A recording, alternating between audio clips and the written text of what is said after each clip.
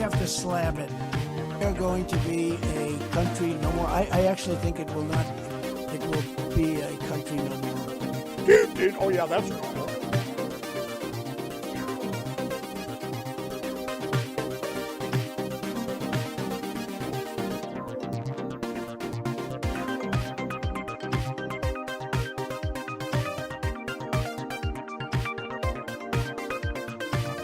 Oh, yes. Can I hit a microphone? Can I hit a microphone? I do hear it. I gotta say, I can hear. I heard some words. The mic seems to be working. That's right. Who wants people coming in from foreign countries? It's a tough question. Me, I tend to like people who are different than myself because especially people who've never met me before don't know me because and they're like, wow, this guy's amazing. Like, of course, locals think that. I mean, they're going to be a country no. Oh, shut up. Somebody like that can write good. All right, let's get started. Where's the button to start? Is it this one? Nope, that didn't do it. How about this one? Even outside, it's packed. No, we're super popular. Hold on. I think that did it. Hey, welcome to the show, everybody. So, it's Housemarque's Megaworldwide. It's the Thursday semi-late edition, as you guys know, and maybe if you're new, maybe you don't know. I have family FaceTime every Thursday. So that existed before the show started, before lockdown and all that stuff, and it will continue. And so Thursday shows are a little bit later. Lots to talk about today, but first, let's say hello to our chat room. Hi, everybody. Welcome to the show. Spread the word. Let everybody know. Tomorrow, I was going to have a morning show, but then my flight changed, which was all a jumble. So I will be flying during that time, so there will be no morning show tomorrow. I'm very sorry.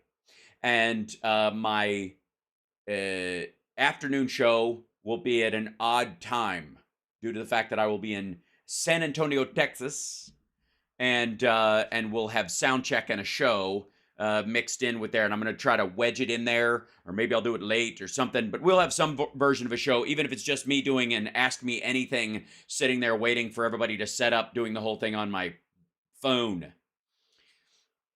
Hal, you missed all the craziness when you didn't watch Trump's speech in Florida. Yes, I realize that now. I know, and I'm sorry, and yet I'm not sorry, because we've seen all this shit before. I think the clip that most people are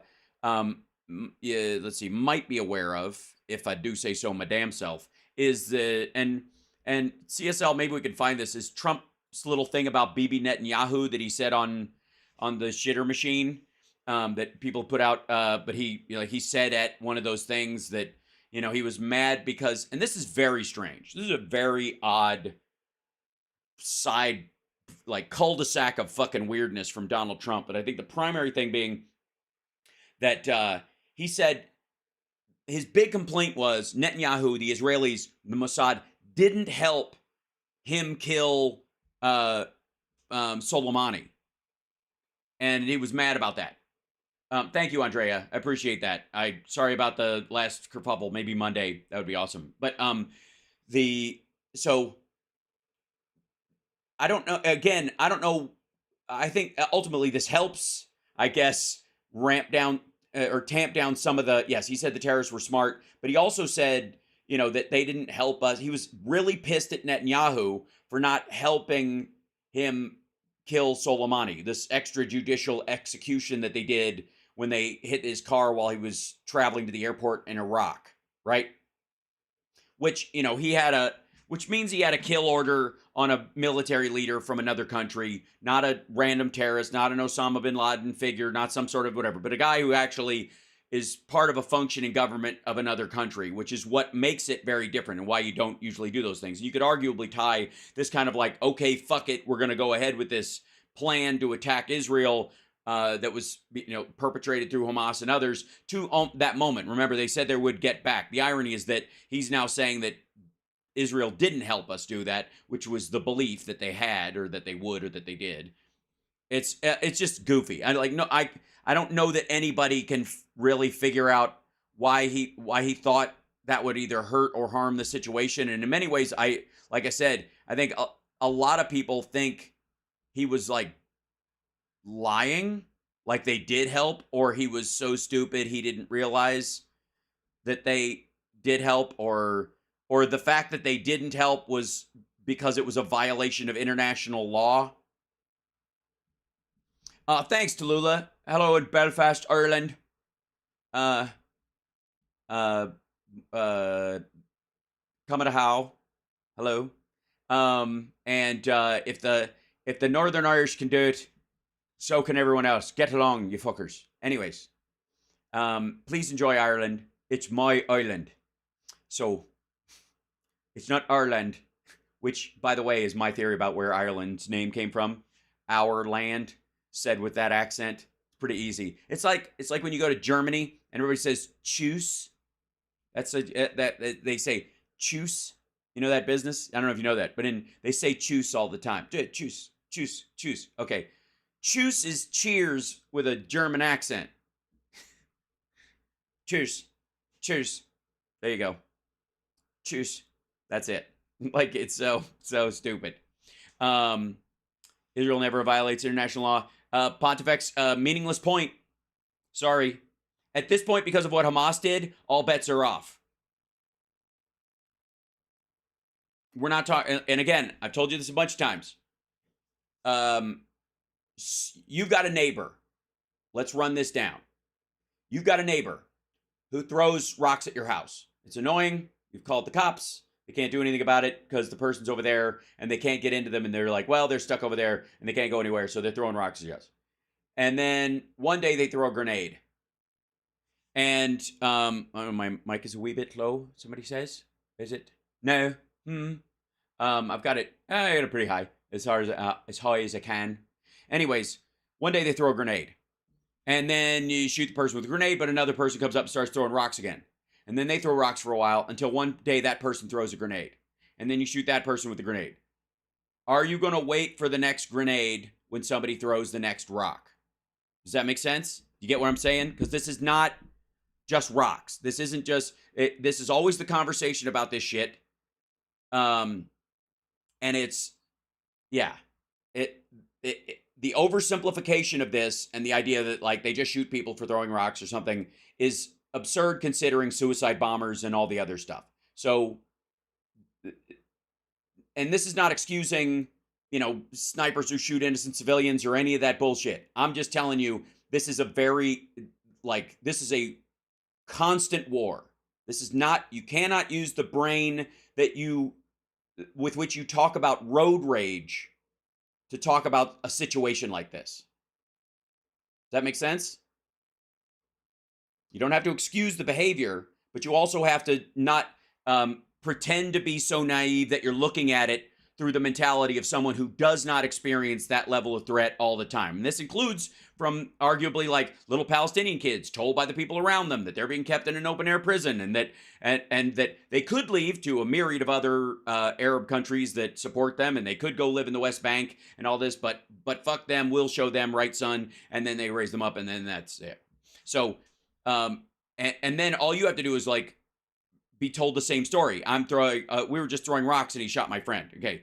Without realizing that your friend threw a grenade, right? That's the difference. It's the oversimplification of something so grotesque and complex that has a myriad of reasons, that all boil down to, I believe, someone getting their rocks off in a circumstance. That's the issue that I have with it. That individuals, there are so many individuals getting, meeting their violent and horrific needs in these circumstances, using all of this shit as a backdrop. Imagine a conflict like this that's as ongoing as it is, being a dinner bell for every psychopath and serial killer and serial rapist in the world or the region to go, oh, okay, where do I go where they just allow me to victimize anybody I want, right? That's a constant in these areas. It's one of the reasons why you make the tough decisions like two-state solutions, and why you tamp this down, and why you try to negotiate over these times, because that it unrings that bell for a time. And then if you can keep it long enough, then it slowly fades away into some semblance of, the abnormal normal, right? Al Sparks breaking Trump campaign attempts desperate damage control after Biden slams Donald for praising terrorist group Hezbollah as smart. Yeah, remember, yeah, he said that. Clearly pointing out how incompetent. Oh, Trump's team claims that he was clearly pointing out how incompetent Biden and his administration were by telegraphing terrorists an area that is susceptible to an attack. What? Biden, of course, did no such thing. Why the fuck? How does he? What do you think? Hezbollah doesn't know that? Oh, I'm sorry. There's a border between us and our perceived enemy, and that's where we would attack. It's so fucking odd. Also, the $6 billion that was going to come from the South Korean, the unfrozen funds for the transfer of hostages. Guess what, America? You just got your hostages for free. Do I think they will push the Palestinians out of Gaza? Yes. I think that is an inevitable part of this. Right. So I do.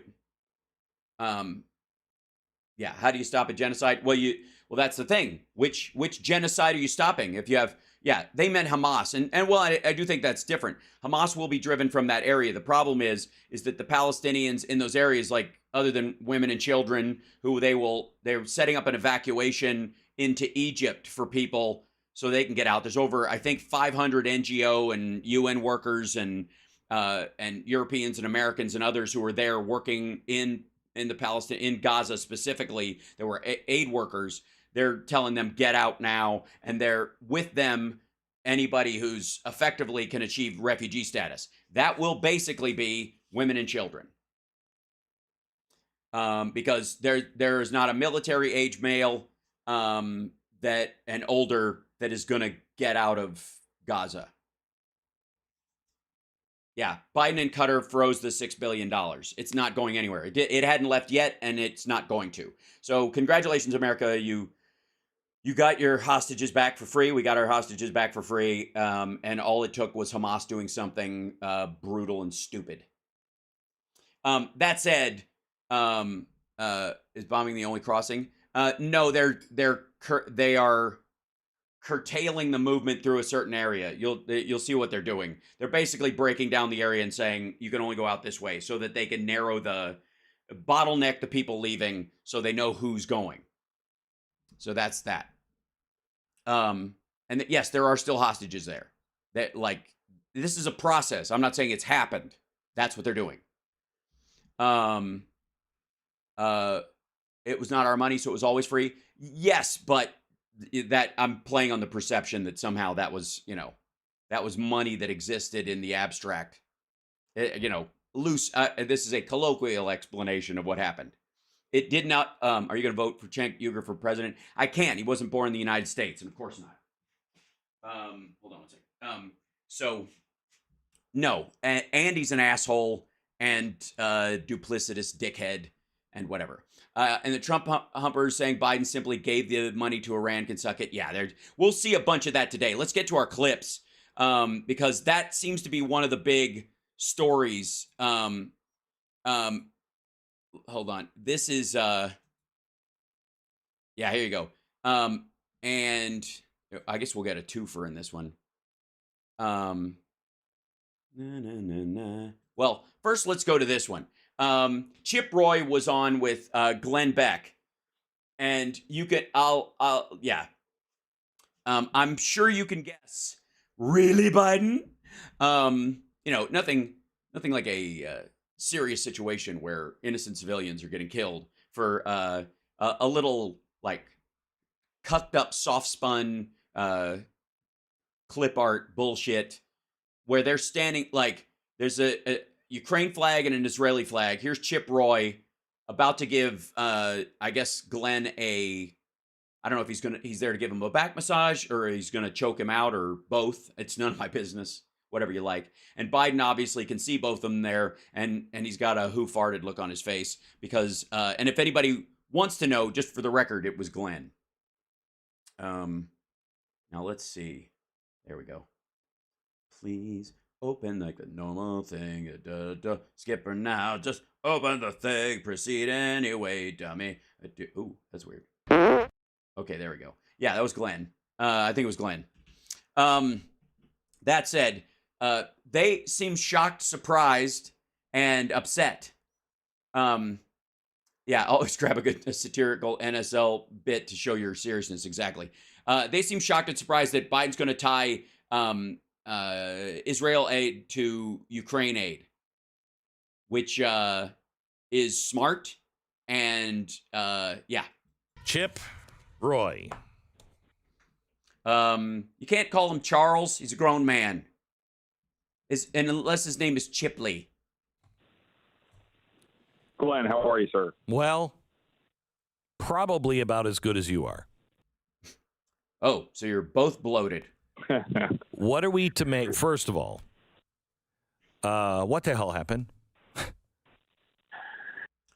They nominated Scalise, and he went down on the first round because none of these fuckers like each other, and none of them can actually govern or want to.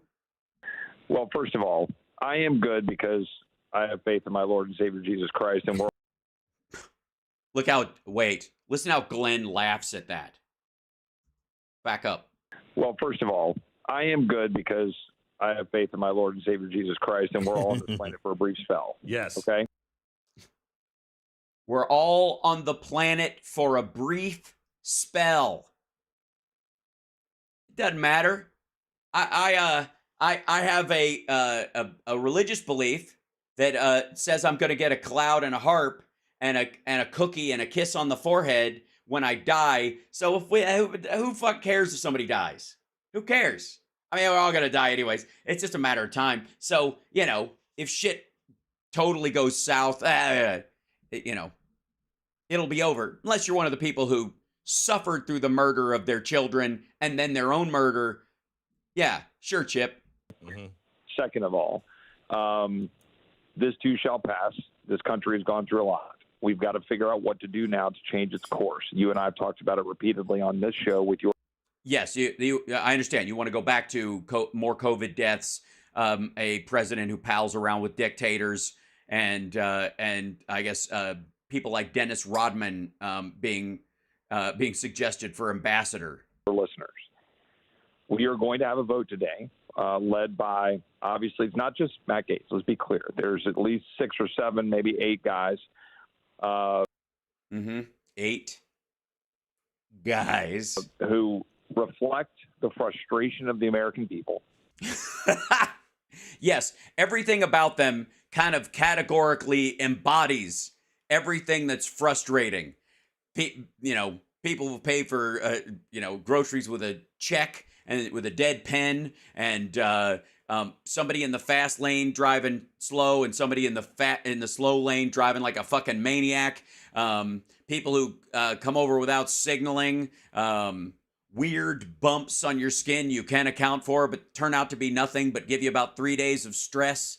The taking off of the Band-Aid and the when putting a new one on, sometimes they accidentally flap over and stick to themselves, and you try to pull them apart, and you're going to use it because you don't want to waste a Band-Aid, but it's not gonna. Yeah, that's basically all those moments. If they had fucking legs, it'd be these 8 dickheads who believe the status quo is unacceptable. Yeah, democracy, rule of law, functioning government, environmental protections, labor laws, all that shit's got to go. And I 100% agree with them. We have well, yeah, obviously the status quo, one of the things he hates most about the status quo is all the disagreement. So the future holds nothing but 100% agreement. Me and these 8 assholes are in 100% agreement. Everybody else thinks we're a bunch of shitheads, though. Tactical difference on timing. It's a tactical difference. I don't believe that you yank the coach at the beginning of the fourth quarter. You play the coach through the fourth quarter. And to me, that's sometime through into December when we continue the play that we're trying to do on the Ukraine issue and on the spending and the appropriations bills that we all asked to get done. Yes? No, you didn't all ask. 12 of you held the speaker hostage until he agreed to that bullshit. All of you didn't do this, or you wouldn't have had the debacle in January at all. There never would have had, if all Republicans agreed with this fucking ploy and this idea, you would have had a speaker on the first round. You don't even agree amongst yourselves. September 30th, but in truth, that's only happened 4 times in 50 years of my lifetime. I want to play this out. That being said. Yeah, I love all the game analogies. Let me just tell you, if you'll indulge me for 1 minute. Same. Yes, believe me, Stu's already nodded off or is knitting. I don't know what the fuck he's doing. I mean, his hands are down. I mean, if they were lower, I'd think he was masturbating. Where is it? But maybe 2.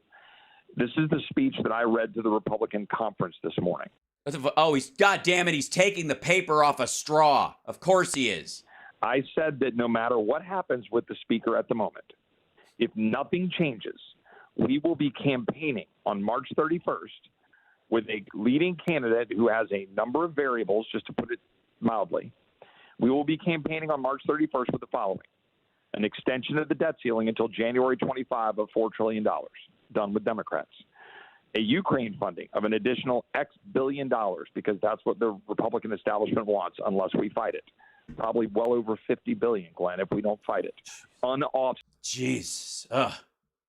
Jesus. And of course, it's nice that they bring up his Lord and Savior's name, which you're not supposed to bring up, using it in, what's it called? Vain. Oh, yeah. So bringing me back to Glenn Beck and his fucking Saddam Hussein interior decorating style, where he's like, can't imagine sending $50 billion to Ukraine for a hot war that's been going on for, 564 fucking days, or whatever the current count is. And all the things that he's really upset about, and he added to his little fucking special, which unfortunately CSL and I both watched major portions of, where he was playing footage of people being slaughtered and all this kind of stuff, playing on people's heartstrings, trying to align himself with Israel, saying, if you must share this program with other people. And I'm like, fuck you. But apparently when that happens to Ukrainians, I mean, fuck them. You can't make an omelet without breaking some eggs, and it's not our problem. Right, CSL? Jesus Christ.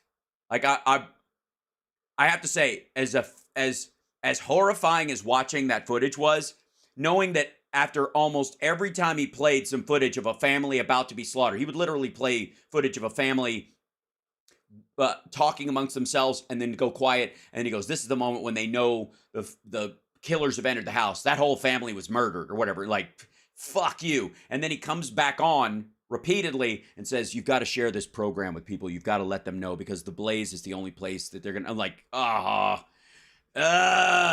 what a piece of shit. So, but meanwhile, shit like that was happening all over Ukraine in, the beginning of 2022, March, April, May, before people had a chance to flee or before the Russians retreated. After we found out about Bucha, bodies and kitchens mined or rigged with hand grenades so that somebody came over and found the dead body of their relative, turns it over, and they get blown to pieces. And Glenn's like, I don't know. It's expensive. This is expensive. Set, unpaid for. $16 billion of disaster package that was just passed on a CR, not paid for. Yeah, it's disaster relief, fucko. A lot of it's Florida. Even if we do the appropriations bills, go to conference, and in the 50-50 chance we don't get jammed and rolled with an omnibus bill, maybe we get the 1% cut to spending that the debt deal got done. Nope. Maybe. But Nope. You fucked up, son. You punted. And whoever's going to be speaker next is not going to kowtow to that rule. They've already said they're not going to let that carry it. If they have to make a deal with Democrats to pass a fucking omnibus and fund the government, they're going to do it, because they're not going to bend over and let you have some stupid fucking rule where one person can bring you to the floor, because it's a waste of goddamn time. They don't trust. They're not going to put the fucking speakership in Matt Gaetz's hands again. Blow past it with $100 billion of supplemental spending. The Inflation Reduction Act remains fully intact. The IRS remained 80% expanded and intact. We will likely not have impeached Mayorkas, It's 50-50. You're never going to impeach Mayorkas, motherfucker. You're not going to. It's not going to happen. Don't add this to a list. This goes to that fucking, that pie in the sky, stroke of the pen fallacy. We could totally do this. No, you fucking can't.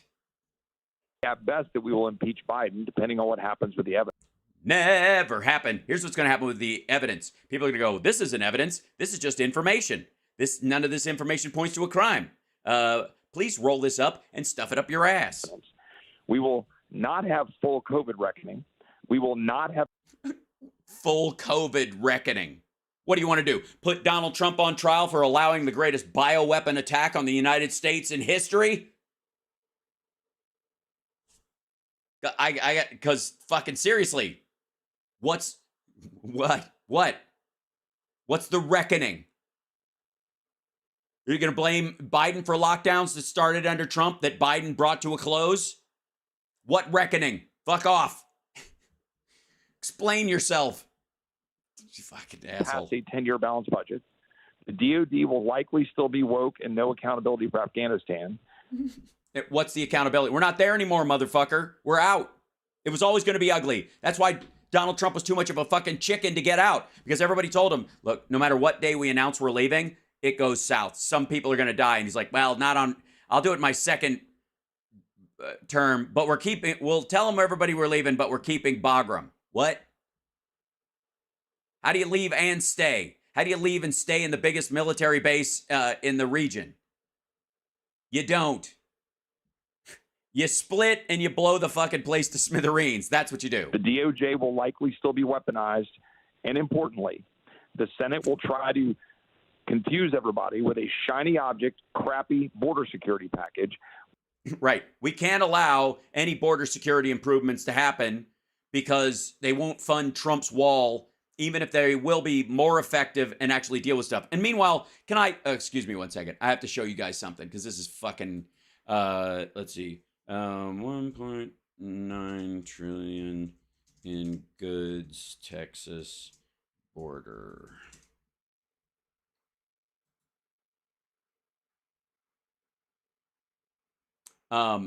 Here's their answer. Remember how I told you that they're like, we gotta stop the border, we gotta close the border, seal the border, border. Okay,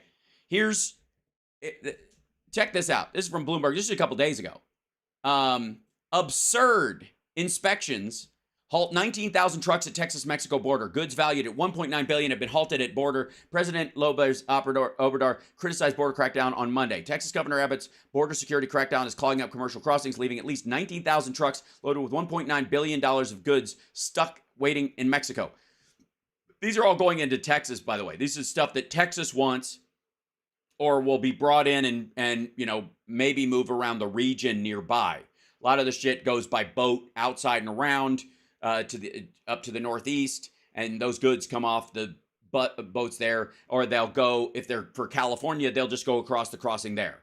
So the idea that somehow this is like, I guess this is just Abbott admitting that Texas is the conduit for fentanyl getting into the United States, because whatever the fuck. Anyways, absurd quote, safety inspections are causing wait times as long as 24 hours in lines that stretch for 23 kilometers, 14 miles. Mexico's biggest trucking group said October 8th. The holdup makes it exceedingly difficult for businesses to manage supply chains. So that would be the supply chains would be the main cause of our inflation pressures on the economy. And oh, holy shit! Wait, let me hold on. Chat room. I haven't been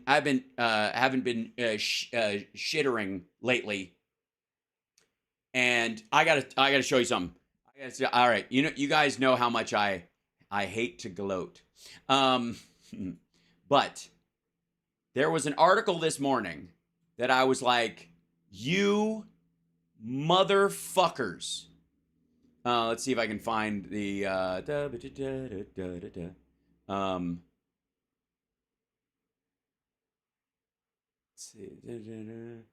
yeah, here you go.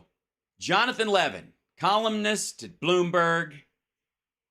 All right, let's start with this. remember how I've been telling you guys, it ain't monetary inflation, it's supply shock, and it's directly caused by COVID, and you cannot have an equation that explains the economic system worldwide, much less in the United States, without factoring in that giant X, right? I say, all right, the chat room, hold on one second, I gotta move this over so you can see it. Have I not, for fucking 3 goddamn years, been saying this?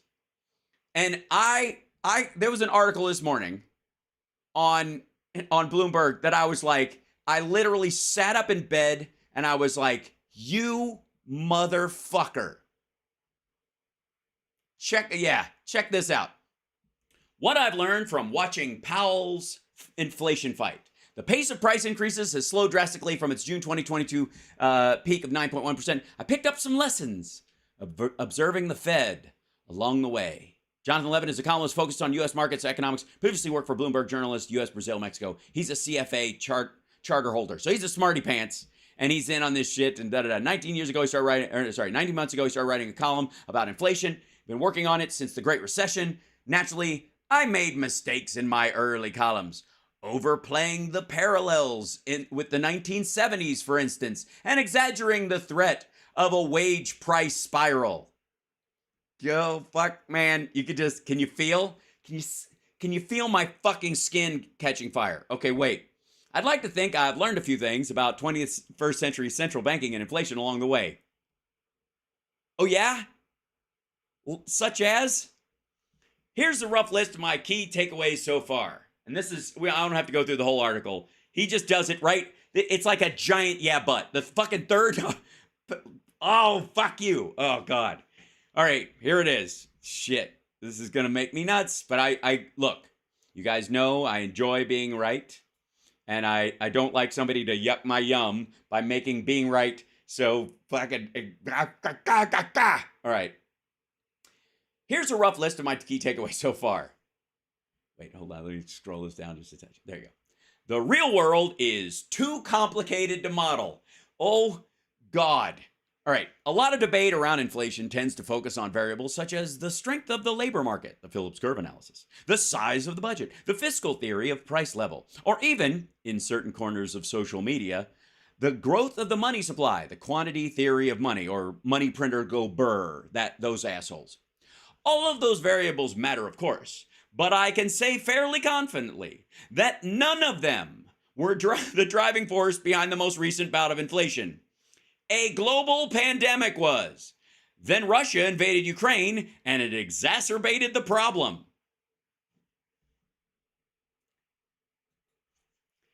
Thank you very much. Thank you very much. This motherfucker, Harvard educated, and he's just coming to the conclusion that I have been telling every fucking body for years. And I want to say this moment, if I may, this moment goes out to all those fuckers out there who say, you're not an economist. What do you know?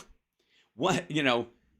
And I'm like, well, I do know I just lived through the greatest pandemic on Earth on record in terms of its impact on life and the economies and certainly the supply chains of the world, because there hasn't been one since the global supply chain became an actual fucking thing. And like, could you? All right, that's all. I'm just leaving it there. I was right again. So I'm not wasting your time, and I'm glad you're here watching the show. It's Hal Sparks Megaworldwide, and good on you for figuring this shit out. Whew. That shit. Oh, I was a dick. This morning, I was like, there are a few things that, like, when I read them or whatever, I sit up and go, get out of here. And this morning I was just like stomping around, and like nobody was in the house. So I was just like walking around the house going, fucking, what the fuck?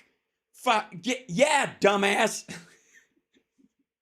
I was talking to myself like I talk to you guys, and that's almost concerning. But I just wanted, I gotta say,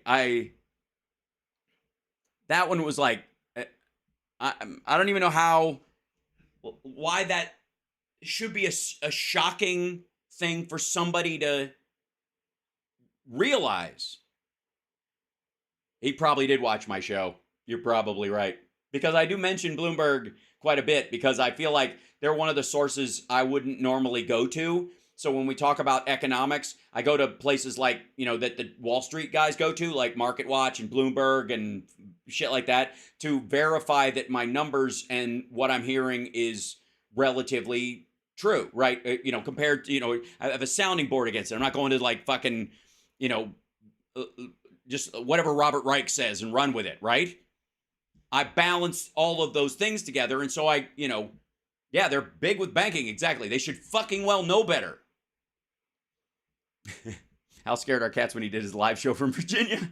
Sorry, Carl. That was a long distance cat scare. I'm very proud of myself. Anyways, back to where we were with this asshole and the backup of 24-hour line to get into Texas with goods because of Greg Abbott and these assholes. And the Democrats and any sensible Republican wants to have comprehensive immigration reform and a better border policy so that they can better track and by the way, coordinate with the Mexican government to track vehicles back further from the wall, back further from the barrier, so they can know what's coming. All right, let me give you an example. There is, and some people may have driven this, if you've ever driven from LA to Vegas, which I do all the time, there is a stop station where you have to slow down, and they basically just wave you through.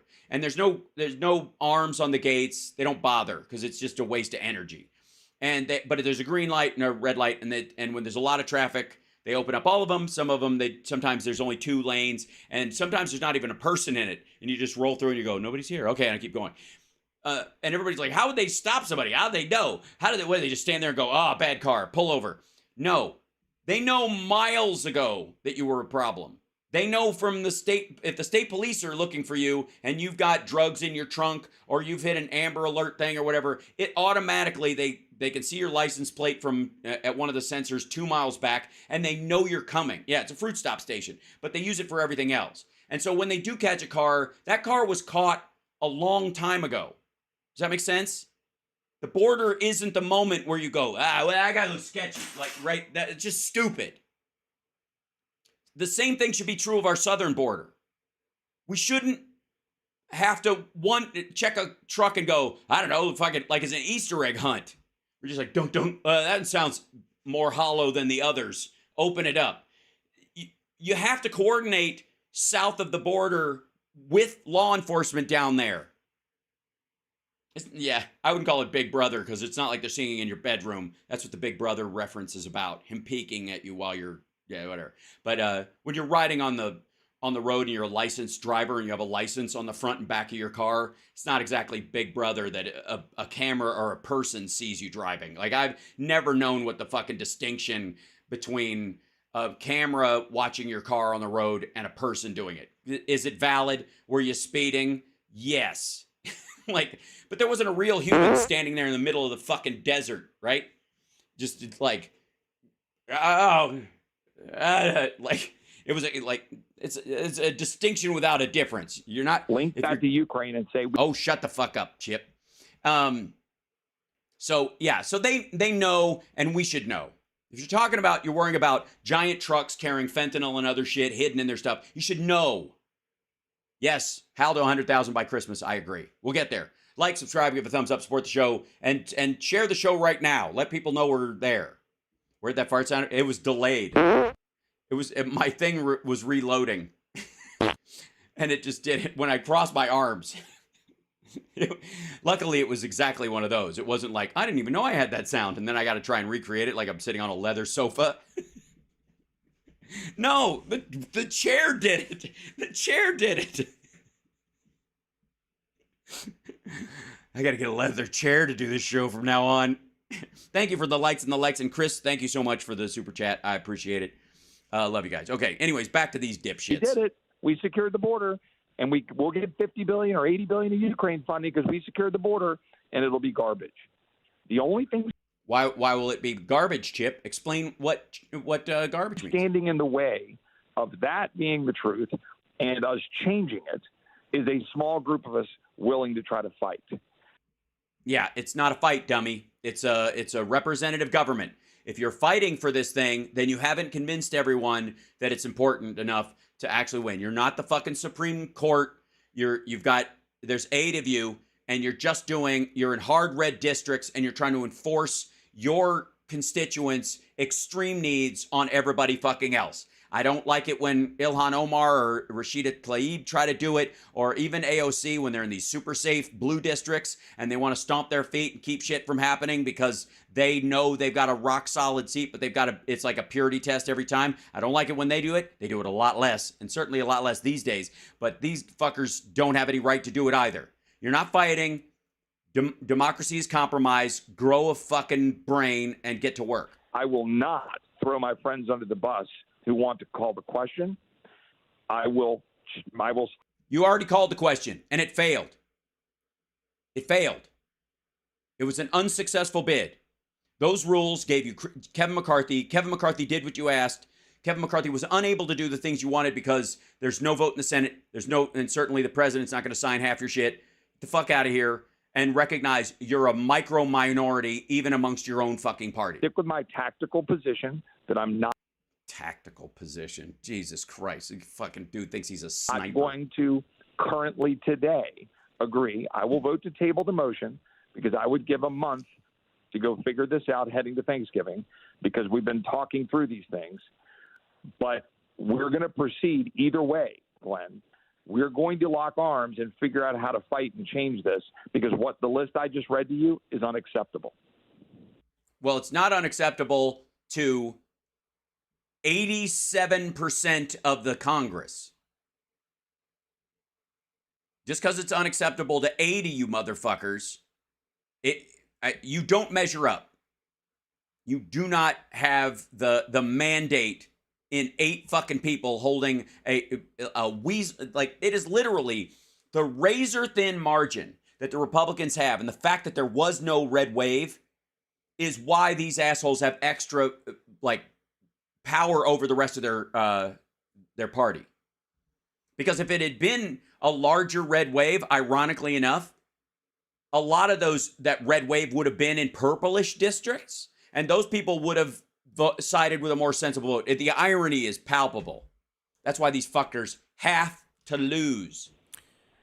Okay, so I'm a dumbass. Say that again. Here's what's going to happen. He won't be removed today, and nothing will happen in the next 45 days. And then, coincidentally, I don't know if you've done the math, but 45 days brings us right up to the holidays.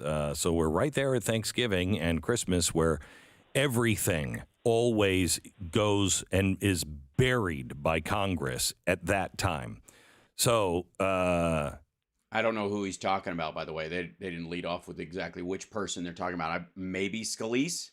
You know, if you don't get it done this next time in 45 days, it doesn't happen. And then you're going to have to replace him. And here's my question. Can you kick my ass? With whom? What is the game plan? Who is it that you are going to, not you, but the good guys that are standing up? The good guys, you mean the 8 assholes that are shutting down their own party's normal picks? The good guys? Who is it that they're going to get? Because there are people now afraid we could get a Democrat in there. Yes, well, I wouldn't say we're afraid, but you're getting closer to it, dum-dum. Like, talk about a massive fucking lose. I have no doubt that there are enough, purple district Republicans that might go, you know what? Jeffries, gentleman's agreement. He's going to, absolutely allow certain things to the floor, even if he doesn't like them, because so I'm willing to throw my vote his way. Yes, Hakeem Jeffries could, I'll be for him, yeah. Well, that, of course, was the argument last January. I, again, do not support the tactic for the reason you just described, because I believe we need to force the conference to a reckoning, because let's be honest, the speaker reflects the conference. When I read the thing I just read to you this morning in the Republican conference You don't have a conference, motherfucker. meeting, crickets. Crickets. Right. So the speaker should represent the vast majority of people in that conference that think, fuck Chip Roy in his fucking mouth vagina. No. That's why. That if he represents the conference and the conference is going, fuck you, then you shouldn't be picking the fucking speaker at all. The vast majority of Republicans are totally fine with increasing spending, kicking the can down the road, saying, oh, the next president will save us. Oh, we need to win the Senate. Oh, we need a bigger majority. Yeah, that is always true. You have a razor-thin margin, motherfucker, and if you didn't have a razor-thin margin, you wouldn't have any control over this caucus at all. They tell you to go fucking pound sand. You'd be fucking, you'd go back to being Ted Cruz's dick cheese. Look, I understand the difficulty of the moment. So do you, Glenn. No, you don't. No, you don't. Neither you nor I expect us to get every single thing we want in this divided government. Yes, you did. That's exactly what this 8 number's about. But at some point, you have to pick a major fight and mean it. No, you don't. No. I got news for you. Asshat, I don't need my traffic lights fighting with each other. I just need them to go on and off at the proper time so that traffic goes properly. Okay? I don't need them to fucking fight over who's redder and who's greener. No, you don't have to pick a fight. You absolutely don't. As a matter of fact, measured change is the healthiest way to implement a lot of the stuff that even these guys want. The problem is they're all in sales, not in product. Democrats do that all the time. All the time. All the time. All the time. When are we going to pick a major fight and mean it? If we're Well, there's a difference. That's not fair, though, because Democrats actually have plans that are we go after because they are meant to help a lot of people. And so our impetus for doing these things and why we're willing to take incremental change is because we actually care about the lives involved. We're not willing to just kind of, all, TYT and hyper left asshats aside, the vast majority of us actually want to help people, and we're not willing to sacrifice, say, the 24 million people who got insurance under Obamacare and hold our nose and go, unless we get a public option, I'm going against this thing, because those 24 million people fucking matter. And then you increase your wins over time because revolution is the 6-minute abs of democracy. going to throw down on the border, and that means accepting some Ukraine spending I would prefer not to, then let's pick that fight. If we need to kill all dollars to Ukraine, and that means we're not going to address the border fast enough, okay, let's pick that fight. I can't get An erection? a clear signal from our leadership as to what path we are going to choose to go. That's because every time you start talking, you insist on one of those two paths, as if they are a binary choice or a reality. Everyone else wants to get on with actual governing that lives up to the time we're actually in, and not pretending this is the fucking mid-90s and all the news stories we're hearing about Israel and Ukraine and Russia fucking around with our elections and China's financial implosion are just myths or stories or some show we're fucking binge watching. That's happening fucking now, dum-dum. In these fights. So, to answer your question, I'm staying focused on the policy. As we speak this morning, I'm having conversations with senators, people here, trying to figure out how to make sure we define the border security the way it needs to be defined.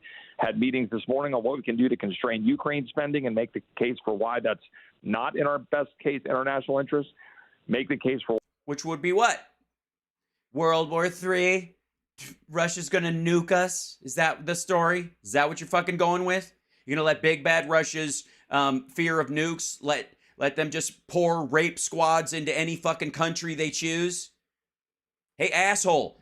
I notice how these dickheads are all like, Biden gave billions to a rod by letting them sell oil and getting other stuff, and that thereby financed Hamas.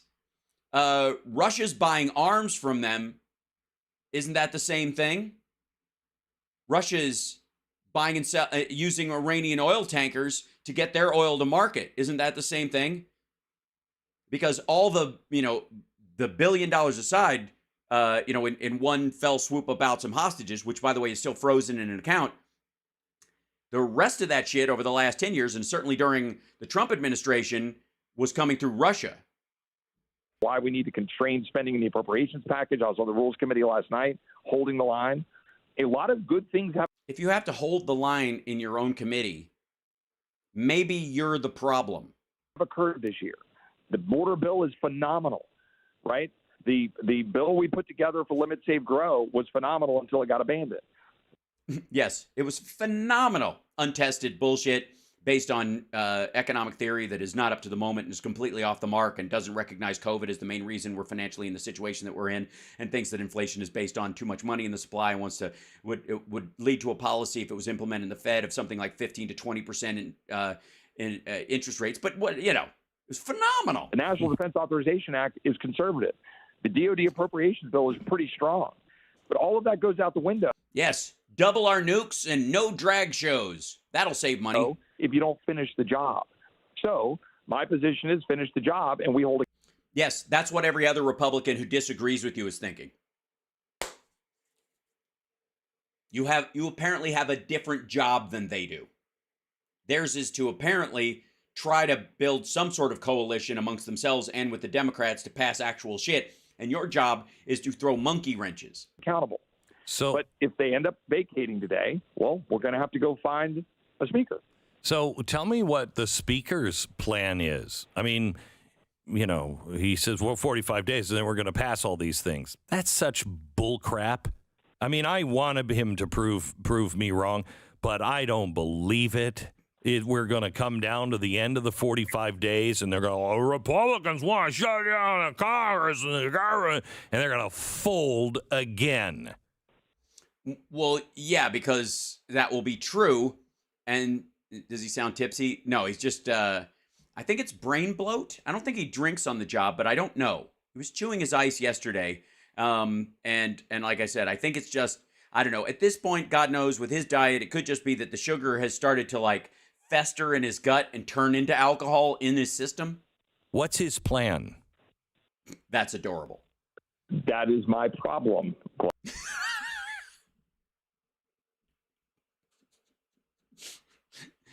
These people, Chip Roy is in government, and this motherfucker thinks he should be who picks who's in government.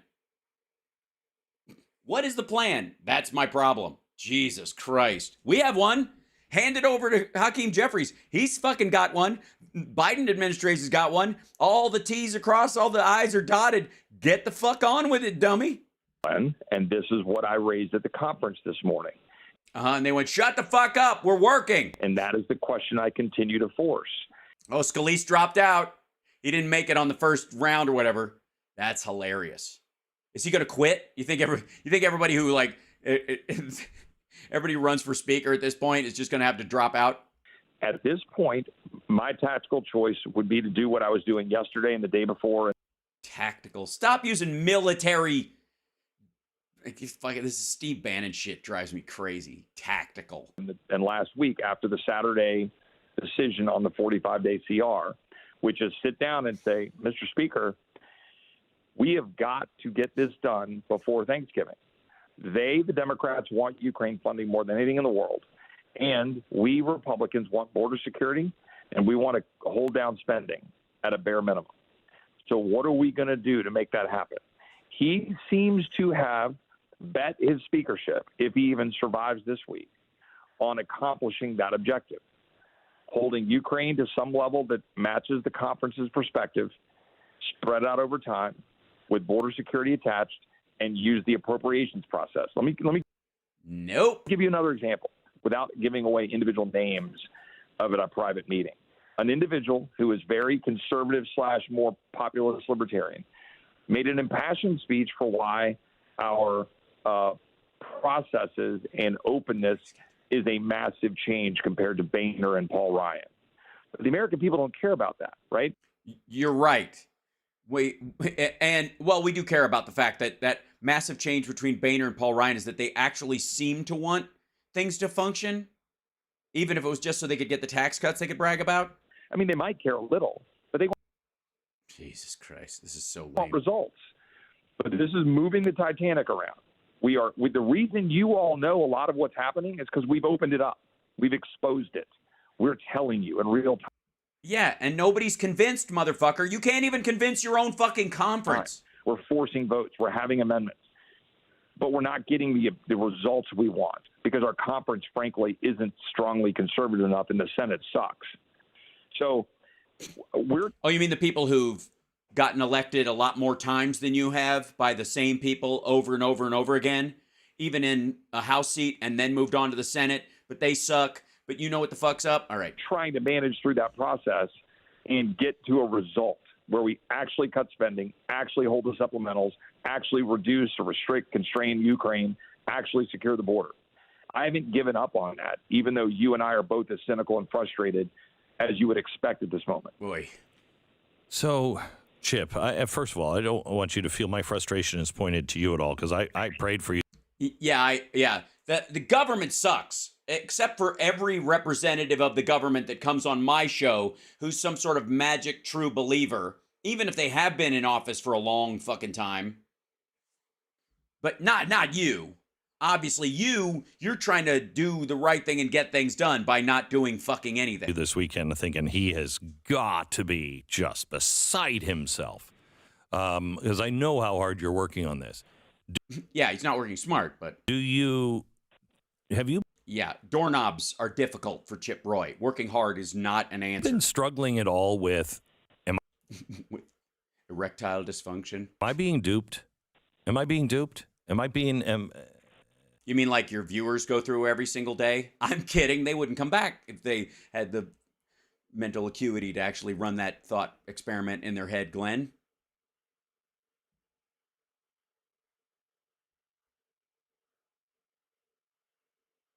I mean, because I know I would if I were you. I would probably do exactly... Yeah, but that's because you're a paranoid asshole with a terrible diet that makes your brain function very poorly, and probably little, molecules of congealed fat are bouncing around that have somehow busted through the blood-brain barrier and gone, oh my God, why did I bother bursting through this when there's no brain there? Exactly what you're doing now, because it seems reasonable to me. But I feel like... I would be saying, yeah, but I mean, why should I trust them? So, fucko, you do realize they write these bills down, They don't just vote on the title of something. He's on the committees. You can read what's in shit. What?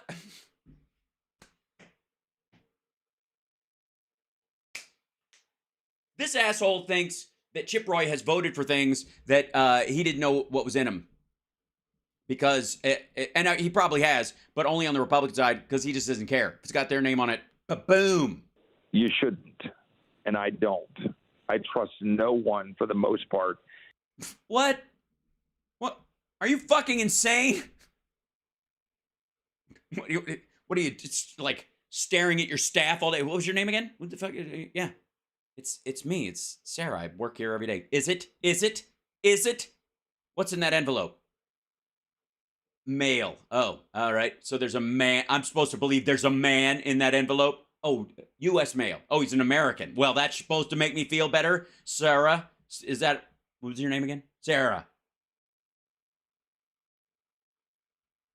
How'd you get in here? What do you mean the door was open? Who left the door open? Oh, I left the door open.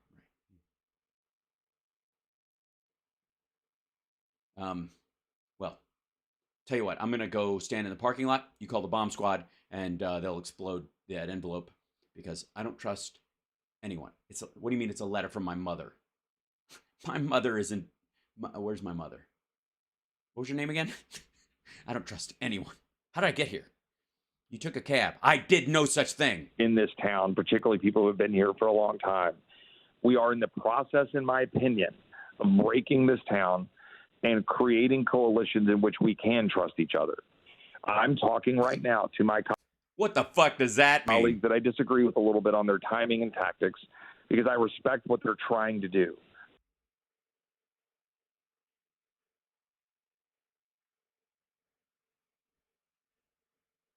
Dude. Really? Really? Really? Didn't he just tell you you shouldn't? They're probably trying to dupe you. They're not doing these tactics just because they have a different plan. They don't want what you want. You don't trust anyone, right, Sarah? Oh my God, you're not Sarah. Oh yes, you are. Are you Sarah? What's that? Christmas card. Get the fuck out of here. It's not. Oh yeah. There are colleagues that I have who don't respect what they're trying to do. They think What they're trying to do themselves. I'm in a bit of a pronoun hell with it's you. about showboating or grandstanding or fundraising. Yeah. Oh, you mean Matt? You mean you? It's not. Yeah, they might grandstand and they might raise money. That's politics. But at the end of the day, it's Oh, there it is. At the end of the day. At the end of the day, it's nighty-night bye-bye time. because they're tired of watching the same old and the status quo. Again, Glenn, I want to reiterate to all the listeners out there who are going, well, Chip, why won't you join them? Well, I might at some point. The issue here is how do we now? Then we can't trust you. Now that you've joined them.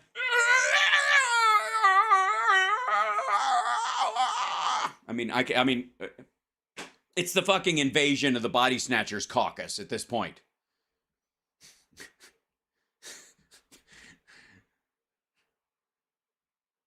Seriously.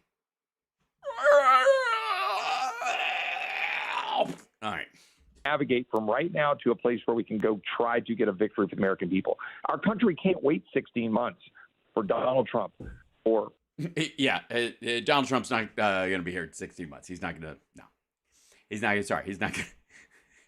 He's not going to be president. I'm sorry. Ron DeSantis or anyone else to get in and shake things up in the White House without massive damage.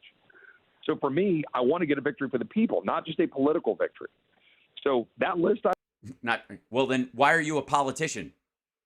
If you want a real victory for the American people, go be the next Elon Musk fuckwad. Go invent something that changes all of our lives. Get out of government. Government can't do anything, right? Didn't you listen to Ronald Reagan? Go fuck off and start your fucking Hobby Lobby for inventors. I read crickets. Your conference, your Republican conference. I want every listener out there to know, while they're moving in the right direction, at the end of the day, they're I'm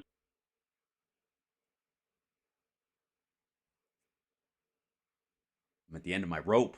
This end of the day shit. Flex is still to be totally okay with increased spending, totally okay with, well, we might have to deal with the border at some point, totally okay with more money for Ukraine because Putin bad. And so I'm just telling you, you get the speaker that reflects the conference. Some of us are trying to shift that. All right. Notice you want to talk about a shift. Notice where he went, the speaker should reflect the conference. And then now he's like, the speaker's, if we're not careful, the speaker's going to represent the conference, meaning the people of the fucking country. Lord almighty. And it doesn't happen as fast as you or I or your listeners would like. Well, it doesn't sound like an extremist to me. It sounds That's because you're stupid. like a constitutionalist and somebody who is trying to think it out. When you say crickets, I just want to make sure I understand. Not because they were shocked by it, like, oh crap, we're in trouble, but because they didn't see a problem with it. Well, I would state it this way. In fact, they recognize there's a problem, but they also know that Chip Roy's solutions are worse than the problem itself. So everyone just stands there going, "This motherfucker serious?" Because the reason there's crickets is because they're too polite to say, "Sit the fuck down and shut up." one member got up to the mic and said, we can't address those things until we have the White House. To which I say, poppycock. That's just not true. You said poppycock in polite company? And what did Poppy do? I mean, he's standing there with his dick out, and you just mention it? We can't do them all. Look, Glenn, I mean, I can't possibly say you and I, with the 221 majority, can kill Ukraine, fully secure the border. No. Whoa. I'm sorry, you can what, Ukraine? Gut spending to the level. Hold on. Back the fuck up. 21 majority can kill Ukraine, fully secure the border. No. Gut spending to the levels. Jesus Christ. Not kill Ukraine spending, not kill Ukraine overspending, just kill Ukraine. Hey, asshole, maybe that's why you're hearing crickets every time you talk, because you're quiet part louding it in conference, and you don't have as many friends as you think you do. You and I would do it. Fire Mayorkas, impeach Biden. Like, I get it. But can we get one of those damn things? No, you fucking can't. One? No, it's not a fucking contest. All of those things have a downside that's absurd. Right? Give me an actual spending cut that I can go be proud of. No. You're in a micro minority of your own fucking party. The reason you're downwind from all this horse shit is because that's where you belong. Don't give me more bullcrap supplemental spending. Actually secure the border, and don't give me your well, it's got to be a bicameral, bipartisan bill or we'll never get it through. Got to get a gang of. No, kiss my ass. You want Ukraine funding? Then give me the border. Okay? All right. You Nope. don't want to cut that deal? Then fine. And by the way, Democrats just want more surveillance and technological advancements at the border instead of just a fucking barrier and dudes who are paid year-round to stand there getting sunburned. Zero out Ukraine funding. Give me a win that we can go. No. You lose. Good day, sir. The American people and said, we fought for you and we won. No. All right, and this is it. This is the whole fucking thing. This is the whole fucking thing. This is exactly it. Notice how this asshole recognizes that he needs to go sell something to his constituents. And so he's holding the rest of his entire party hostage so that he can go say, I got a win. It's not even about the substance of those wins. He just does, and he doesn't care which one it is. He can just go down there and wave a flag. This might not, but I did this one thing. I forced them to do this. All the negative ramifications from it, all the dead Ukrainians, all the, any of that shit, it doesn't matter to him because he can hold it up as I forced them to do this, therefore reelect me by this, in this tiny little fucking district. That's what I'm trying to tell the conference.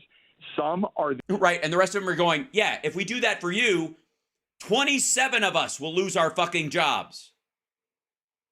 For every win Chip Roy gets, 30 fucking Republicans will lose their seat in a bunch of other houses in the next election.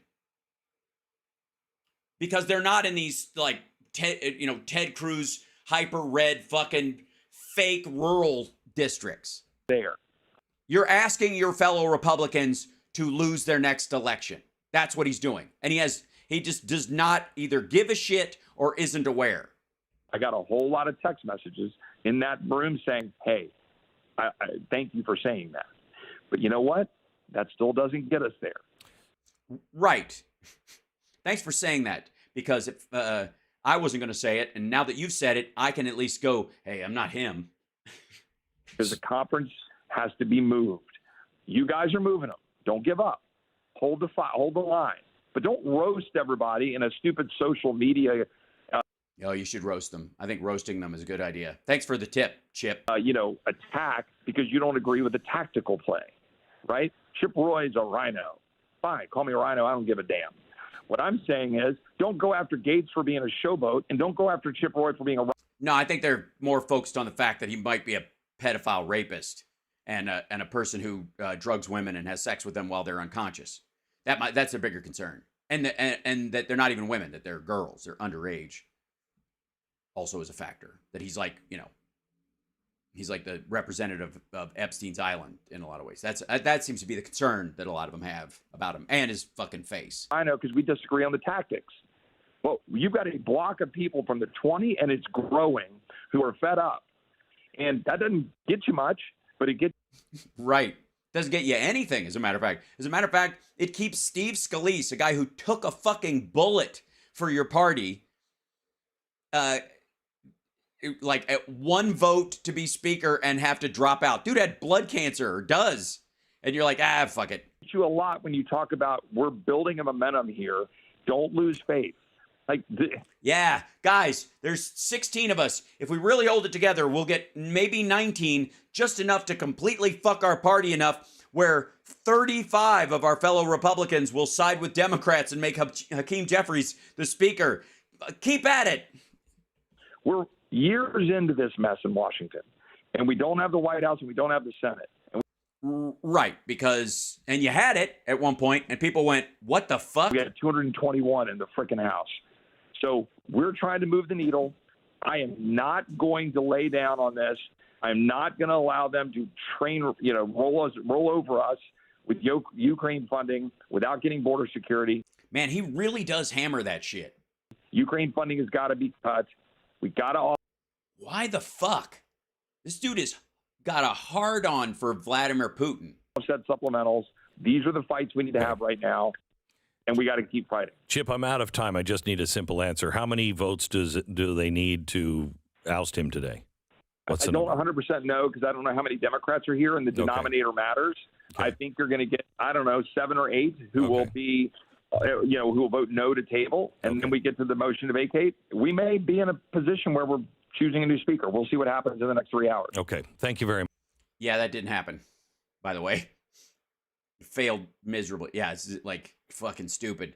Watching Hal Sparks Mega Worldwide. He put that clip up, by the way. That's something that came from actual the Blaze, Glenn Beck's own thing. They thought that discussion had value.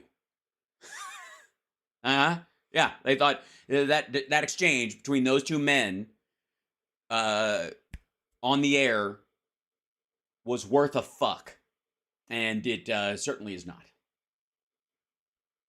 I know what you're thinking. A fuck has worth in and of itself. I agree, but yeah. Good Lord. Yeah, talk about fart air. Meanwhile, this is bless you. This is where's the clip from this?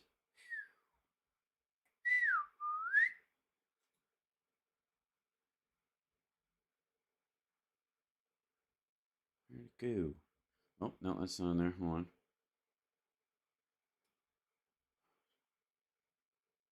Yeah. Oh, embedded video. Okay, gotcha. I don't know that it'll allow me to, hold on. I have to grab it. I have to put it on something else. Hold on. I want to show you that, if I may. Whoops. Sorry. Copy. And then we go up to here. We go paste. Okay. And see if it comes down here. I'm going to try to drag this down. Yeah.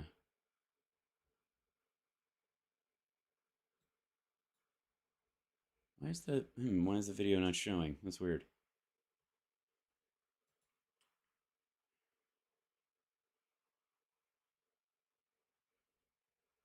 A pro-Hamas. Okay, there it is.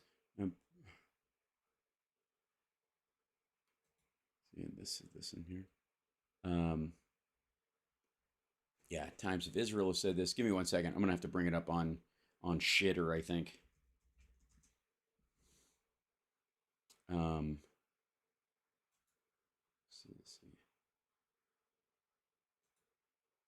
I want to show you guys something. I'll have to find it. Hold on.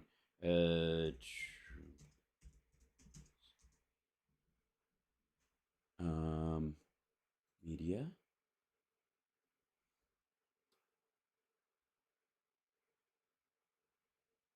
Okay, here you go. Blow this guy up. And they said, gee, I hope Hezbollah doesn't attack from the north because that's the most vulnerable spot. I said, wait a minute. You know, Hezbollah is very smart. They're all very smart. Okay, first of all, Hezbollah, the point wasn't attack from the north isn't the most vulnerable part. It's just like an open part of the border. But Hezbollah is in the north. That's the only place they would attack from. This motherfucker should know that as we hope that Hezbollah doesn't attack as well. And they didn't even say that. They're like, literally, both Blinken and Biden said, don't. Just doesn't like when they say it. You know, I said that President Xi of China, 1.4 billion people, he controls it with an iron fist. I said he's a very smart man. He's not. He's a fucking moron. He's an idiot. He's a princeling. He failed upwards like the rest of these assholes. His dad was one of the original, like, Mao fighters, and so, like, in the original cabinet, so that teed him up for this. But he's a dum-dum across the board. They killed me the next day. I said he was smart. What am I going to say? But Hezbollah, they're very smart. No, they're not. And they have a national defense minister or somebody saying, I hope Hezbollah doesn't attack us from the north. So the following morning they attacked. Oh, God. Fucking hell. First of all, that's said, not... Gee, I hope Hezbollah... Shut the fuck up. That's not what he said, what they said, and that's not how the timeline worked out anyways. There's also let's see.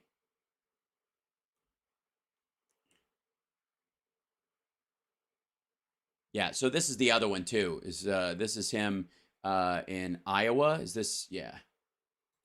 Here you go. Hold on. Get out of there. Here you go. Level of aggression. They didn't have that level of aggression with me. They didn't have it. This would have never happened with me either. You know what wouldn't have happened? Ukraine wouldn't have happened. Taiwan and all this tough talk with Taiwan wouldn't have happened. Which has been going on for fucking 50 years. And what's going on with Israel right now? People were shocked. I wasn't shocked because 2 weeks ago we gave them $6 billion. No, we didn't. Level of aggression. They didn't have that level. All right. That money has not moved and is not going anywhere. But meanwhile, hold on one second. Let's see.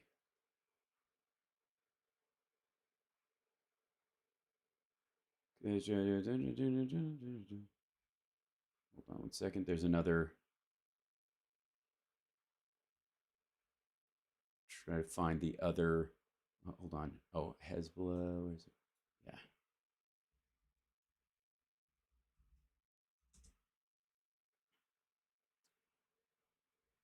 I know what I wanted. Hold on. I'm sorry. That part we already saw. So, this is the other part. This was the Netanyahu statement. But Hezbollah, they're very smart. Hold on. Hezbollah, they're very smart. Where he's fucking slurring his words and, God, this is fucking gross.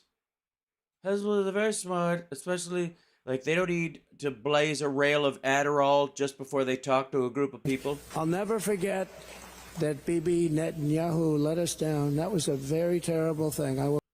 This just fucking happened. I'll say that. They've got to straighten it out because they're fighting potentially a very big force. They're fighting potentially Iran. And when they have people saying the wrong things, everything they say is being digested by these people because they're vicious and they're smart. All right, again, it does not, this is the serial killer thing. Like, serial killers are so fucking smart. Doesn't take any fucking brains to look at the weaknesses of society where people take their environment for granted or whatever and sneak up on them and fucking kill them. Because humans are habitual and shit like that. It's like hunters that sit in a fucking trap near the only watering hole and call themselves a hunter. You're not a fucking hunter when you do that. You're just an assassin, essentially, and in the worst way. So, never mind. That just drives me fucking crazy. Like, they're very smart. They wait till everyone's busy living their lives to murder them. And boy, are they vicious, because nobody's ever seen the kind of sight that we've seen. Okay, first of all, yes, we fucking have. First of all, especially the Jews, goddammit. This looks very familiar. Also, the fuck do you think ISIS was doing? Where were you during the whole fucking Boko Haram back and forth? Lord almighty.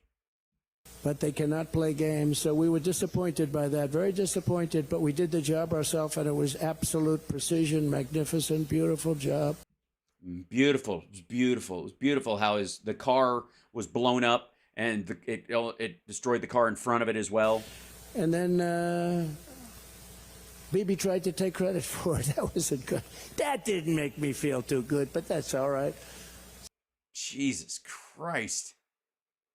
He's griping about Benjamin Netanyahu after, this is his fucking response after seeing what we all saw. These guys fucking coming in on paragliders and slaughtering people at a music festival, dragging women away, bleeding between their legs because they'd been raped already, and killing them, dragging them behind cars, killing, like, horrible, horrible fucking shit. And he's like, I don't know, he was mean to me, fucking, he tried to take credit for something, which he didn't fucking do. Like, this is just, god damn it. It's like watching someone, lose oxygen. So they got to and continue to talk. strengthen themselves up. And they said, gee, I hope Hezbollah doesn't attack from the north, because that's the most vulnerable spot. I said, wait a minute. You know, Hezbollah is very smart. They're all very smart. The press doesn't like when they say it. You know. Right. So if they're that smart, would they need to be told where the most vulnerable place is? If you really think they're smart? Do you think they were waiting for a press release to figure out where the most vulnerable place is? Also, if someone says they recognize where the vulnerable place is and they say it in the press and you're like, oh, fuck, it's vulnerable. Do you ever think that maybe a smart person might go, maybe they're saying that to draw us into that area because it's a fucking valley and they can kill us? They're trying to trick us into going that way when we should go the other way. Maybe that thought, I can clearly not choose the wine in front of me. I said that President Xi of China, 1.4 billion people, he No, somewhere around 800. Numbers going down all the controls time. it with an iron fist. No, he doesn't. It's more like a rubber fist. Moon River. I said, he's a very smart man. They killed me the next day. I said he was smart. What am I going to say? But Hezbollah, they're very smart. And they have a national defense minister or somebody. I mean, he'll look, don't worry about it. He'll remember the title, you know, when they'll teach him the title when he becomes president. How would he know this shit? Saying, I hope Hezbollah doesn't attack us from the north. So the following morning they attacked. They might not have been doing it, but if you listen to this jerk, you would attack from the north, because he said that's our weak spot. But yeah, he called the Israeli, defense minister a jerk. Like some jerk, random. You don't even fucking know the guy. Jesus Christ. Okay, hold on. Real quick. Can I just, real quick, let's go to,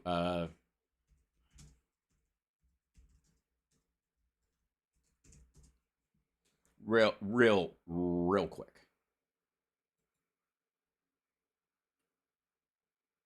Let's see,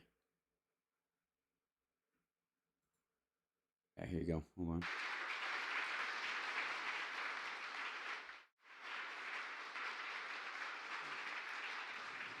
This attack was a campaign of pure cruelty, not just hate, but pure cruelty against the Jewish people. And I would argue it's the deadliest day for Jews since the Holocaust. The deadliest day since the Holocaust. And already we're surging additional military assistance to the Israeli Defense Force, including ammunition, interceptors to replenish the Iron Dome, and we've moved the U.S. carrier fleet to the Eastern Mediterranean, and we're sending more fighter jets there in that region. And made it clear to the Iranians, be careful. We want to make it real clear. We're working on every aspect of the hostage crisis in Israel, including deploying experts to advise and assist with recovery efforts. Now, the press is going to shout to me, and many of you are, that, what are you doing to get these folks home? If I told you, I wouldn't be able to get them home. Mm-hmm. Folks, there's a lot we're doing. A lot we're doing. I have not given up hope on bringing these folks home. It's not about the region. I truly believe, were there no Israel, no Jew in the world would be ultimately safe. It's the only ultimate guarantee. The only ultimate guarantee. The only ultimate guarantee. And folks, because of you, and I mean this sincerely, because you're He's speaking to Jewish leaders, by the way, in the United States. And the intellect and the brilliance you bring to this cause, I think we have a chance to end this in a way that is, it makes it very difficult for it to be repeated. Be with Yeah. all of you today as an American. So they had a round table with people with like Jewish leaders in the United States, and there was a, let's see, this is the other part.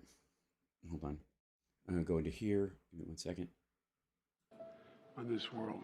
The people of Israel lived through one such moment this weekend. The bloody hands of the terrorist organization Hamas, a group whose stated purpose for being is to kill Jews. This was an act of sheer evil. This is terrorism. But sadly, for the Jewish people, it's not new. This attack has brought to the surface painful memories and the scars left by a millennia of anti-Semitism and genocide of the Jewish people. So in this moment, we must be crystal clear. We stand with Israel. We stand with Israel. There's no justification for terrorism. There's no excuse. Hamas does not stand for the Palestinian people's right to dignity and self-determination. Its stated purpose is the annihilation of the state of Israel and the murder of Jewish people. Hamas offers nothing but terror and bloodshed with no regard to who pays the price. The loss of innocent life is heartbreaking. Like every nation in the world, Israel has the right to respond, indeed has a duty to respond to these vicious attacks.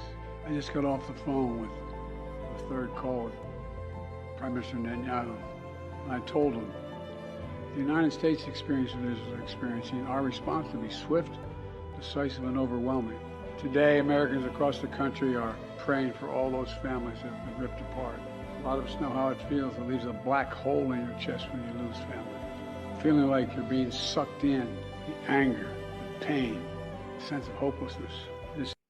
See that those remarks versus Hezbollah, they're very smart. this shit. You know, Hezbollah is very smart. They're all very smart. The press doesn't like when they say it. But Hezbollah, they're very smart.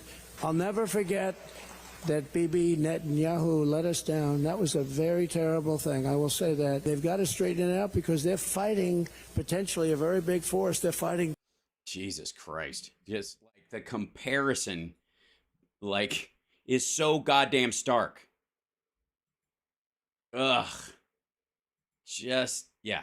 Meanwhile, well, we'll see a little bit of this kind of both siderism. And I have to say, I'm starting to think that Fox News isn't interested in actual conversations. There was bed music on that. That was from the guys at Midas Touch put that on there.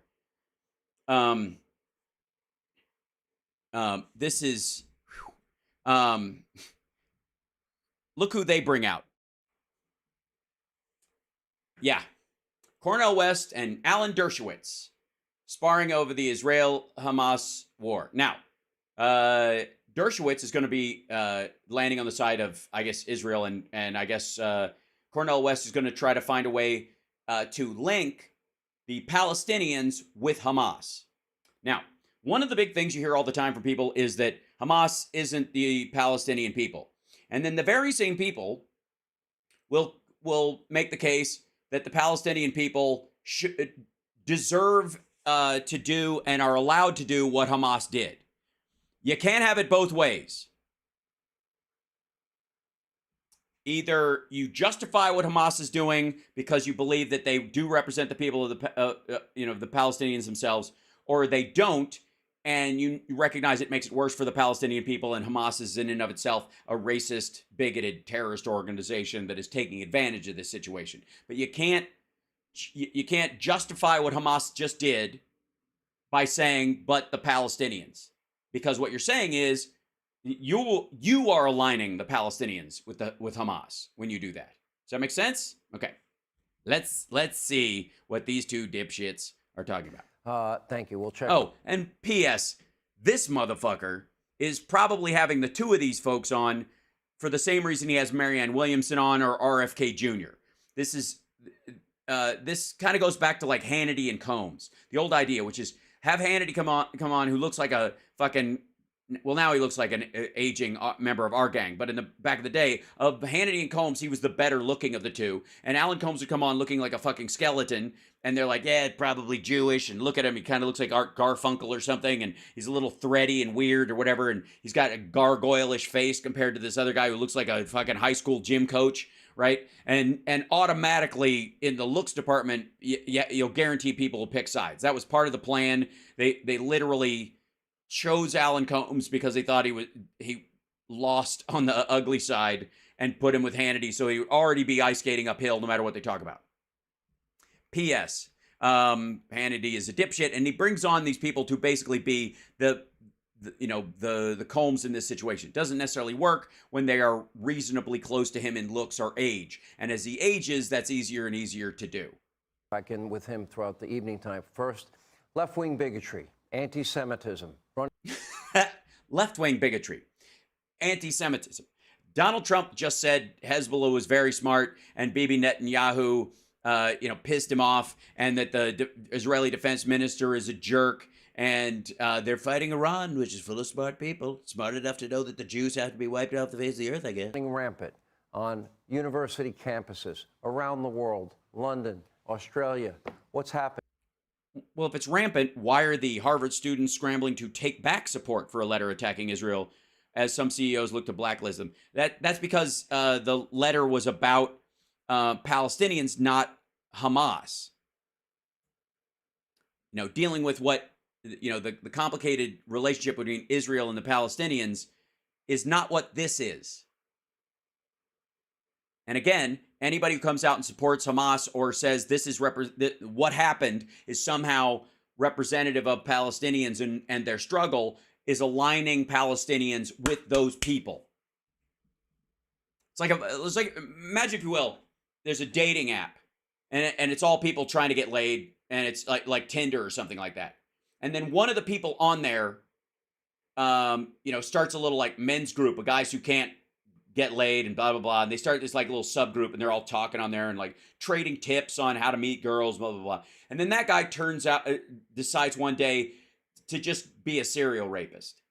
And just like, I'm tired of waiting. And he just goes on a fucking spree. And now all those guys in that group are on the hook for what this fucker did. And you're like, well, he was in this group and these guys are all that. Imagine how all those guys would feel if you're like, oh, that was the guy who set up the fucking group you were in. Yeah, but we were just talking about like cologne or no cologne, or what kind of, like, where to take dancing lessons and shit. I thought we were all on the same side, and then he went and did this. Like, well, you were in the same group. You're in the same general area.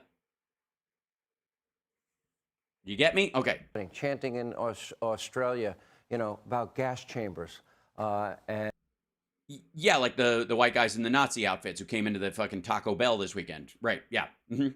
Anyways, BLM. And, for Jewish people, what is happening on our college campuses? What is happening among the Democratic Party? Which has more Jews in it. Harvard students now are scrambling to finally rescind their support of their vile letter, actually blaming the victim, Israel, for the brutal Hamas terror attacks. Not everyone disagrees with them. Right. Yeah, there's 8 billion people on the fucking planet. There's 340 million people in America. Your job is not to find the extremists and give them airtime. Your job is to recognize the general trend of how people feel about this stuff. And if any of the people who have extremist views are actually, garnering any strength or any roll through this, confronting it as a news person, one would think. I'm kidding. It's Sean Hannity quoting the New York Post. 2024 presidential candidate, former Harvard professor Cornel West said the students were largely right, but they lack nuance. He joins us now with reaction, along with attorney, also Harvard professor. Just two people walking into a rake. Alan Dershowitz is with us. Thank you both for being with us. Yes, Alan Dershowitz, who's ever so lucky to be in a situation where he has to do very little effort as far as speaking to be right about something, which will cover for the fact that he palled around with Jeffrey fucking Epstein for years. You always call me Brother Sean. I call you Brother Cornell. I'm not that happy with you tonight. I understand. We could talk about why Because we have 31 groups from Harvard. Harvard's supposed to be, I always thought. Ted Cruz went to Harvard. The top of the top. To get into Harvard, what an accomplishment, what an achievement, what academic excellence you must show. Yeah, but you don't have to show maturity because they're college students. You do realize that college students from 10 years ago aren't there now, and college students 10 years from now aren't there now because students go through a college. They don't, never mind. A cut above everyone else. And 31 students. Really? That's kind of elitist thinking of you, Sean. I don't know. I gotta say, it sounds pretty fucking elitist. Groups blaming Israel, blaming the victim. And your answer to this is they are largely right. Hamas that murdered children, Hamas that murdered innocent the rest people. of what I said, though, brother. Read Okay. the rest of what I They said. are largely right, but lacking nuance. No, I didn't say like nuance. That's the title of the piece. Okay. My actual words were, I'll just be very honest. I got it here in front of me. The words too, brother. The words were that Israel's policies of war crimes and collective punishment against Palestinians I'll read set it a to you. context, Israel and the United and States Hamas are must take primarily responsibility responsible. for killing innocent people. Anybody who kills innocent people are engaging in barbaric acts. You said no matter Israel, who they hang are, on, let me what quote color, you. what nation, and so forth. Israel and the United States are primarily And the United States has responsible. supported and enabled. You explain to these- this audience. I want you to explain how is Israel. Okay, first of all, can I just point out something real quick? There are very serious issues in all of this. There's a depth of complexity that requires conversations about it off camera, without the posturing and the showboating and the other shit that you will see people engage in. Okay, this conversation, I would argue, in many ways, is too important for a half-assed Fox chat show posing as news. Let's just start there. I think we can all agree on that. That we're not going to see a resolute conversation with any depth in this arena, right? Okay, so that's either a feature or a bug. In this case, I think it's a feature. I think the whole thing is just the attempt by all three of these assholes to posture for their particular crowd around these issues without ever having a substantive discussion about how it goes. Because even if you believe what Cornel West is saying, and again, that's one of those immaterial things, like IDF guards shooting people in Gaza and all that kind of stuff that we've dealt with for years, and suicide bombers, as if it evens either out like it's a game of fucking Pong, is a stupid way to discuss something with this amount of depth that won't ever solve it. No single shot, no single suicide bomber, no single act by any of this will ever solve this fucking problem. Ever. It is too complex for this oversimplification. That's the problem. The issue is not anybody's awareness of their fucking grabbing a hold of this fucking elephant and describing what part they're holding on to. Because you're going to be wrong compared to everybody else who's blind and touching a different part of the elephant. The problem is acting as if that's the way you deal with a problem like this. And that's where, like, these people who are like hooping and hollering about what Hamas did does not draw attention to the plight of innocent Palestinians in Gaza who are hoping one day to have a two-state solution, perhaps, or be recognized in the territory as Palestinians while they open up those borders and they just, Gaza isn't just the place that Israelis and Palestinians live together in one particular nation. It might be called Israel, it might be called Palestine, but it doesn't really fucking matter because everybody can just live and interact and peacefully recognize each other and all that kind of stuff. That one future. Those innocent Palestinians who want that as much as the innocent Israelis who I would argue were all at that fucking music fest, that's a different group of people than who we're talking about. We are not talking about those people. Hamas did not come to the conclusion that Israel needs to be wiped off the map because of any action by the Israeli government around Gaza. they found some maybe political, ground to throw their seed on. But that's not where they came to it. The Iranians have believed that Israel needs to be wiped out since its creation. And before that existed, that Jews needed to be driven out or murdered in that area for fucking millennia. Hamas didn't, none of this is triggered by what Cornel West is referencing. It is the shooting of somebody by an IDF soldier, a kid or anybody is just, one of their ways of convincing the local populace for their reason for being there. But Hamas has been on this mission for fucking ever. And they indiscriminately killed people. Let's just be honest. It was like not just Jews, but anybody around them. This has been going on for a long fucking time. None of this seeded this part of it. And you have, in this particular instance, one party who wants limited rights and because of security concerns for a particular group of people. And then you have another group of people, and this is Hamas, not the Palestinians in general, Hamas, that wants the elimination of this group entirely. And they didn't come to this conclusion because of any particular act. This is a religious and millennial, fight.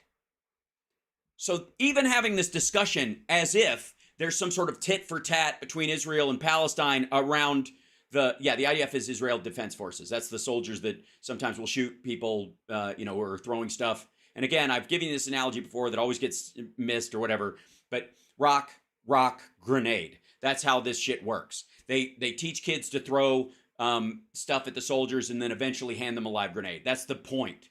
And so the idea that somebody's just shooting somebody because they're throwing rocks is always, if it doesn't matter because you're just shooting one of the young ones, and they do this, the Hamas gets them to do this all the time, hoping that they'll shoot a kid, and then, because every 10th one is a grenade, that idea. And the rest of the world didn't hear about the grenade toss. They hear about the kid getting shot throwing a rock. That's part of Hamas's plan. That's Hamas using Palestinians and their frustration and their circumstance to that end, which is wipe out Israel. And part of that plan involves direct action, like you saw with them here, and the infiltration and sort of brain squeeze that they put on people who look at the plight of the Palestinians and actually do have empathy for it, and it's empathy rape. They fucking use your empathy against you to go, well, what Hamas does, even though they don't have the Palestinians' best interests in mind, is good for Palestinians because bad things have happened to Palestinians. And so they get somebody to come in and put on a suicide vest, or they shoot somebody, or they blow up a car, or they kill a bunch of people, and then the Palestinians on the receiving end of that, and then they benefit from the Israelis attacking them and say, see, they always attack us and that kind of stuff. And Hamas builds this animosity over time to the point where they now control the Gaza Strip, and they don't care about Palestine becoming a state or Israel recognizing it or any of that stuff. Hamas is, as an arm of Iran practically, there to wipe out the Jewish people, period. And again, they have friends in Syria and in Lebanon. This would be Hezbollah and other groups. And if you want to buy a stamp with Hitler on it, you can do it in Syria today. That didn't start because of any particular person getting shot. That didn't start because somebody was killed at a fucking gate.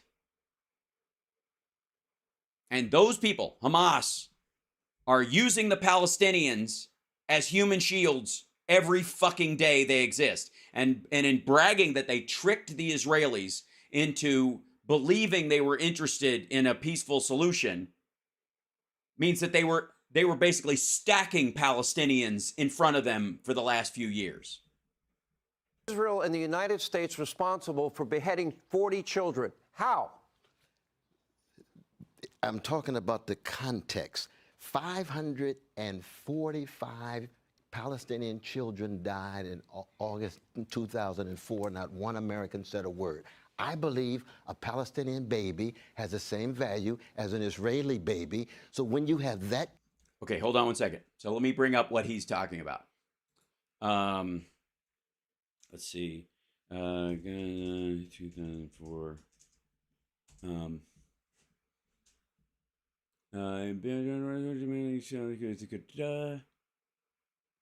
This is he's talking about the Days of Penitence action. Let me find it.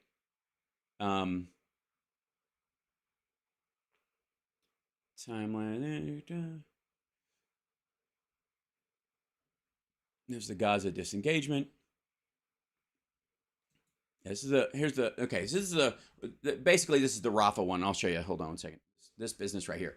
And let's see. 2004, the Israeli Defense Forces launched Operation Rainbow in the southern Gaza Strip. There were a couple of different things because it was in response to a few things, but operation started after the deaths of 11 Israeli soldiers in 2 Palestinian attacks, which an M113 armored vehicle.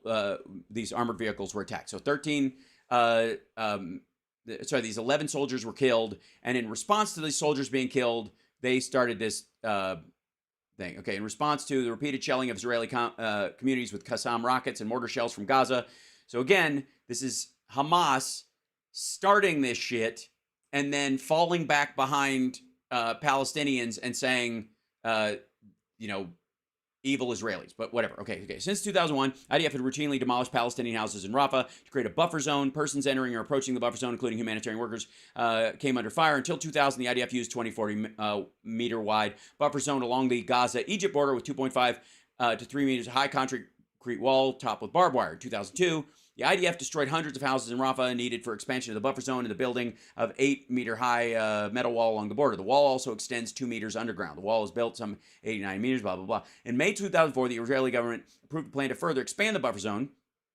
Human Rights Group recorded 290 destroyed houses in Rafah and da-da-da-da. Okay, aims of the operation. The initial operation just started in response to the death of 5 soldiers in the Philadelphia quarter of 12 May 2004. On May 13, the Israeli government approved a plan to widen the Philadelphia rule by destroying dozens or perhaps hundreds of homes. They launched Operation Rainbow with the objectives finding and destroying smuggling tunnels, targeting terrorists, and securing the Philadelphia route. Okay, the operation.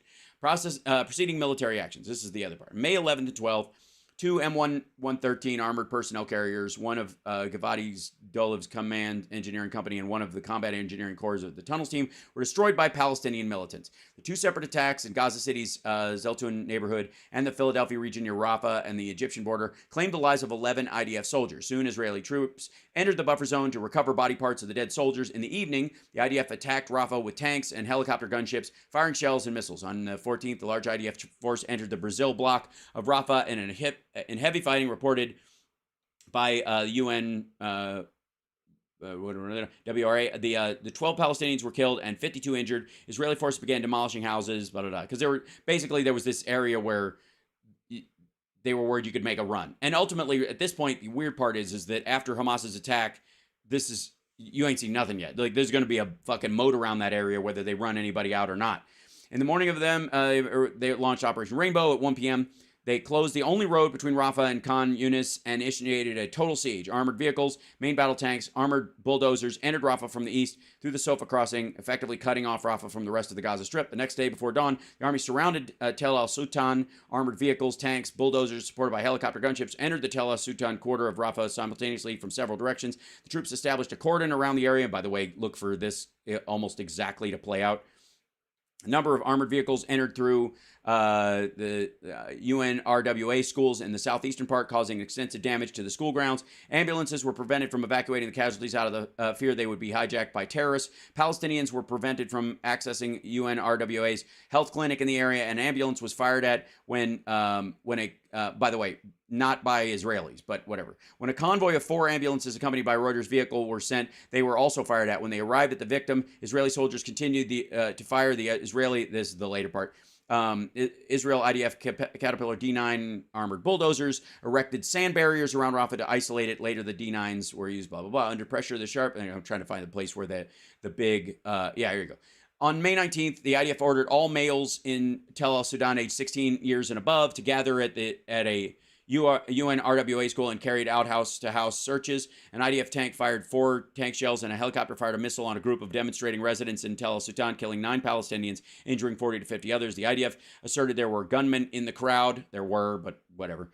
That's how they do it.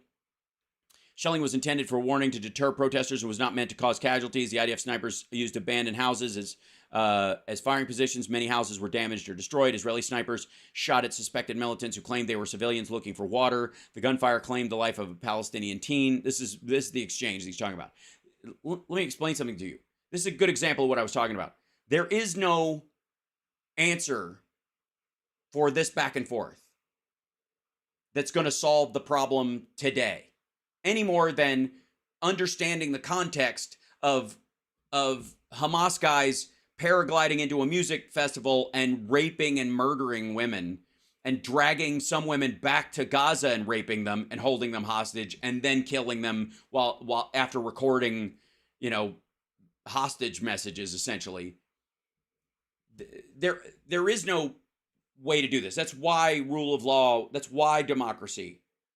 And when you're dealing with a group of people, Hamas particularly, not the Palestinians, but Hamas particularly, that doesn't believe in that rule of law at all, even if they won, even if they got everything they wanted, the territory would be run as a dominionist fiefdom. That's the concern. That's what brings us to the situation that we're in. So, all right, here we go. Let's go back to this. By the way, I love you guys. And this, again, this is, I want you to remember that when you're seeing these conversations like this one, and we won't watch all of it because what's a fucking point, but the whole point of this is obfuscation. What you're watching here is not a conversation about Palestinians or Israelis or the right to self-determination or any of that shit. This is a dick-wagging contest between a bunch of people who have staked out a corner of the political world that's untenable on a purity test, and they have no choice because they've surrounded themselves only with true believers that can't see past the end of their fucking nose. So that's what you're watching here. You're not watching a real discussion. You're watching a bunch of people talking about like something stinks and it's their upper lip. Does that make sense? Okay. Because I think people get caught up in this and you actually start having a conversation about Israel and Palestine and the two-state solution and stuff like fucking adults. And then you see this and you think it's part of the conversation. It ain't. Kind of vicious hatred and revenge. You get response of hatred and revenge. Bullshit. More than half the people in Gaza are fucking children. And none of the guys who flew in and with this bullshit and were part of this group, it's 2023. These guys are all 21, 22, 23 years old. The military age men that are flying in there were infants when that shit happened. And you don't do these kind of attacks on stories. They do these attacks because that's what they want. They are all wrong. They're all war crimes. They're all to be condemned. But you cannot simply look at this particular moment without the larger backdrop. Yes, you can. Because until you start looking at it, and that's why our rule of law is based on, I don't care how wronged you were, you can't kill that person. I don't care if they kicked your ass 3 years ago. And if they killed somebody, we have a legal system for that. You don't get to just murder somebody because, especially somebody who just looks like the fucking person or has the same beliefs as the same fucking person. That's not ever how it fucking works.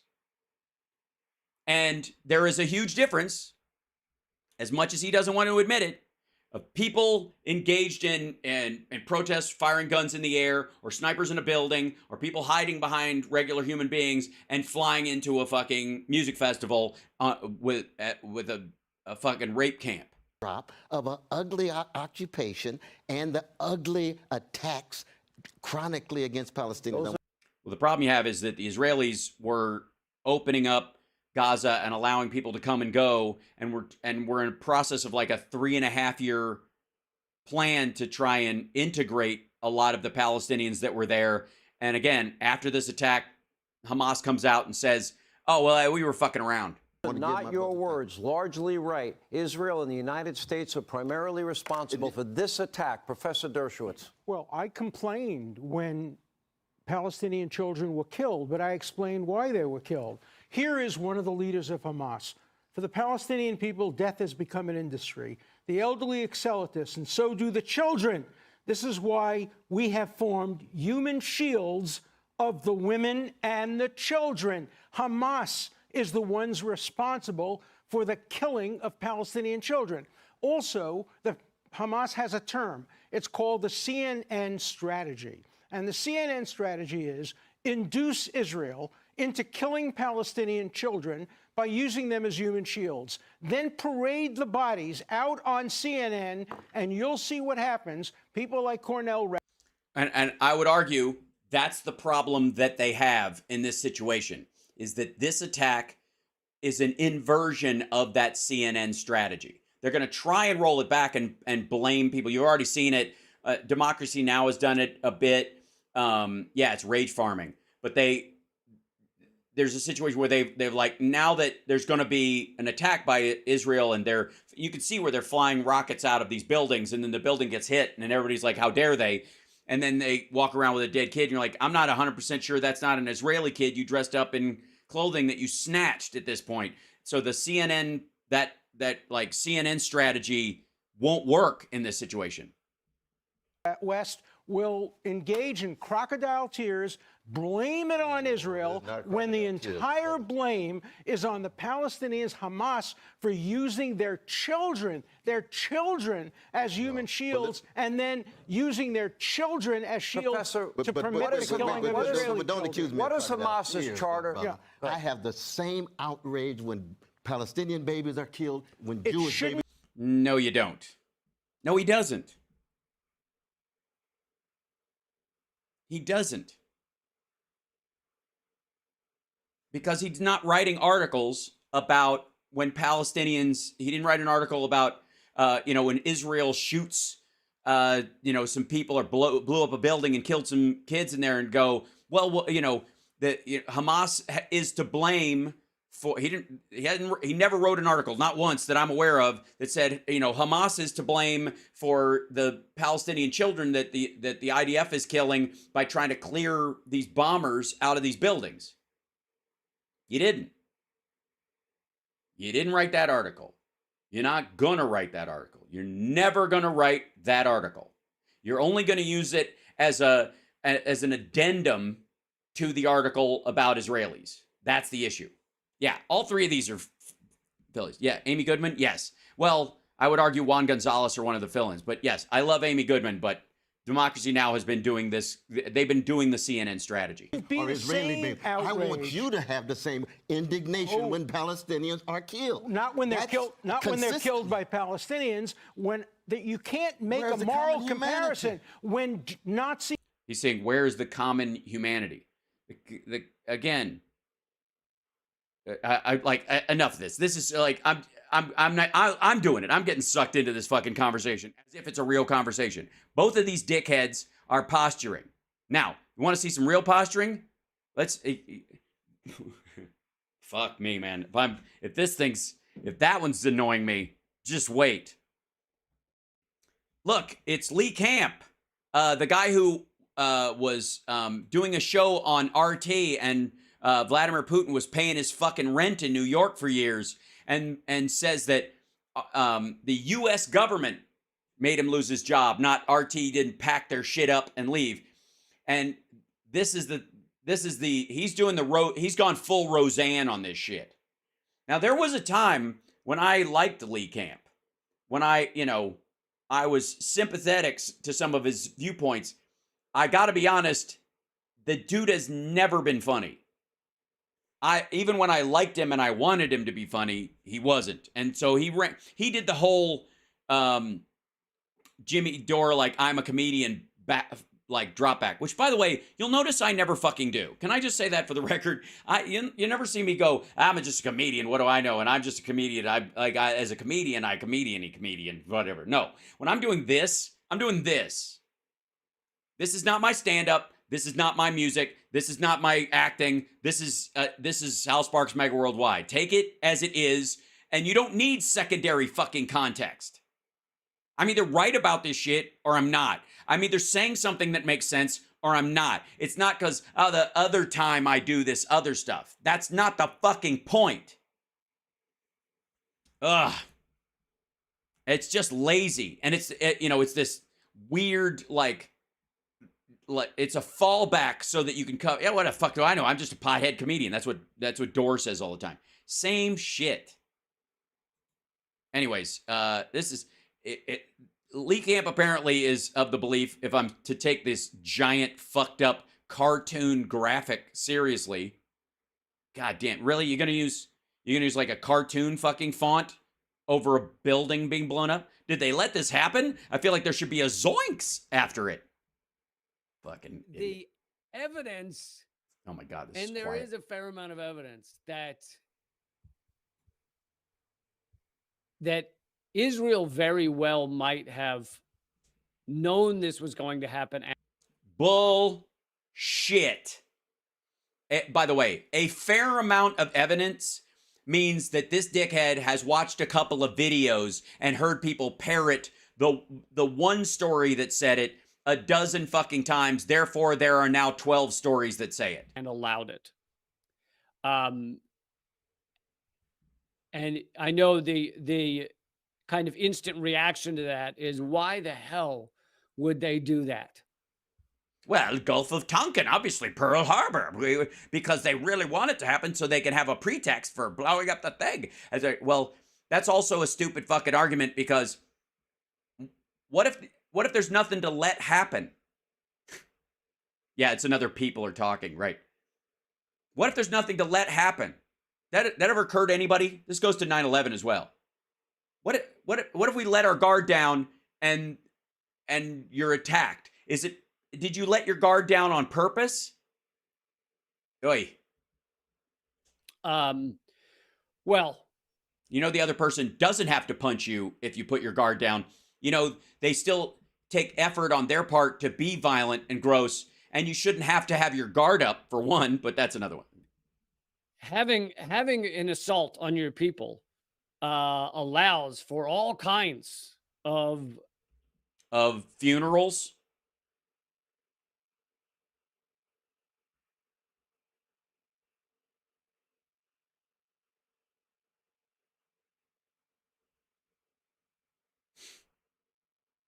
It's I love how the minute something happens that goes against somebody's narrative, when they're as entrenched as this motherfucker, and as Cornell is, or even Sean Hannity is, or even Dershowitz is, any fucking time. Yeah, I don't think you could speed up video on Rumble, can you? Let's see. Oh yeah, you can. Hold on. That's good. How about this? That suddenly everybody's the fucking Illuminati. Everybody's the Pentaveret. Everybody's in smoke-filled rooms. The rooms gets instantly fucking filled with fucking smoke. tactics to be used, such as bombing the shit out of Palestine, such as Yeah, they don't need a pretext for doing that most of the time. bombing the shit out of Gaza. Why is there shit in Gaza? They have the weaponry to destroy all of Gaza. Right. And so they let their guard down, and then what happens? Hamas doesn't do this? And they're doing a lot of it now. And it also allows even increased surveillance. I know Israel's one of the most surveilled countries in the world, but they can even continue to up. Yeah, that's what they're really having a hard time passing a new Patriot Act for Israel. And they've got 2 cameras on every corner now, and they want 3. An assault on people's rights in Israel. And yeah, that's what they're really shooting for. They just thought, hey, we should let Hamas hit us by land, sea, and air, and go on a fucking slaughter spree, so that, again, this is close. This is so fucking close to Roseanne territory. so here is some. So this is a WikiLeaks cable that WikiLeaks tweeted out. That was printed a long time ago, many years ago. But there's so many thousands of cables from WikiLeaks, people miss a lot of them. This is the Israeli Defense Intelligence Chief Amos Yadlin in 2007 saying, in 2007, I see. So it's timely. Israel would be, quote unquote, happy if Hamas took over Gaza because the IDF, the Israeli military, could then deal with Gaza as a hostile state. He dismissed the significance of an Iranian role in the Hamas-controlled Gaza. Right. And he was wrong about Iran's work with Hamas. And by the way, Hamas is not one of the controlled adjuncts the way Hezbollah is. That's the point. That they fund and they train them, but they don't give them orders. They give Hezbollah orders. They're they're more like the Wagner group, whereas these guys are just fucking, like Trump's lone wolves who show up at fucking FBI headquarters in Cincinnati. Yeah. So tell me about something that just happened because of a cable in 2007 where somebody that doesn't even work there anymore made some outlandish claim about Israel would be happy if Hamas took over. But this is not meant to be public, right? This is secret cables. This is part of the reason they've tortured Julian Assange for over a decade now. Nobody has tortured Julian Assange for over a decade now. Julian Assange stayed in the Ecuadorian embassy of his own free will. Everybody else that went through their charges has already been released. What are you talking about? He avoided rape charges in Sweden by hiding in the Ecuadorian embassy. I'm dead serious. Like, there's no situation where the Obama administration, for example, if he'd have just turned himself in and he would have had a trial, he would have gone through the whole fucking thing, that he would have done a reasonable amount of time and been left or whatever. He just decided to run this fucking game. This is the I sped him up because he talks slow. former Israeli defense minister saying they would like to see Hamas take over. Yes. And is there a cable from the rest of the people going, are you out of your fucking mind? Gaza. That is their own. It's weird. It's almost like if you have a cabinet full of 10 people, each person will say a version of something that differs from the other so that you can get a round table idea. You know what? Fuck that. That's not the point of government. The point of government is to have everybody in a room get together and all say the same fucking thing. Lord almighty. Their own words in leaked cables that they did not want us to see. Here is some more information from 2007 about this, about the rise of Hamas and why there were many who wanted to see it. Many in Israel and many in the neocon U.S. war state. This is from Sam Husseini, a well-known journalist and activist. Just as the U.S. government back, who writes articles about this stuff in support of the PLO, the Mujahideen, which ultimately spawned Osama bin Laden. Just as the U.S. government backing the Mujahideen, who would become the Taliban in Afghanistan in the 1980s, Israel helped the rise of what would become Hamas. It was even advocated in the pages of the New York Times. The New York Times, always getting it right. The reason was clearly stated: a desire to divide the Palestinians and undermine the secular PLO. Classic colonial divide and rule. Why didn't they do that in the West Bank? See, from September 9th. Also, citing an article by somebody who believes this about Israel is not evidence. It's just an article. I get it. And even that, like, show me the cable where there was a unanimous vote within the cabinet that said, yes, this is the plan to get Hamas, not some dude who says this going, yeah, they'd love it if it happened, I guess. 1989, an alternative to the PLO, fundamentalists. So this is an article in the New York Times from 1989 saying that 1989. Well, nothing's changed since then. Having Hamas take over Gaza would be good because it would divide Palestinians rather than have them united. And again, allowing this an attack like the one that just happened. Well, I'm convinced. An article from 1989 and a cable from 2007 from a single source. I mean, yeah, clearly the Netanyahu greenlit the attack on the schools and the kibbutzes and the fucking music festival and all this. It's like, and he picked this day. Jesus fucking Christ. Is what the right wingers in Israel we're hoping for in many ways. So adorable. Here's some more on why people believe that this quite possibly. Can I jump to the end?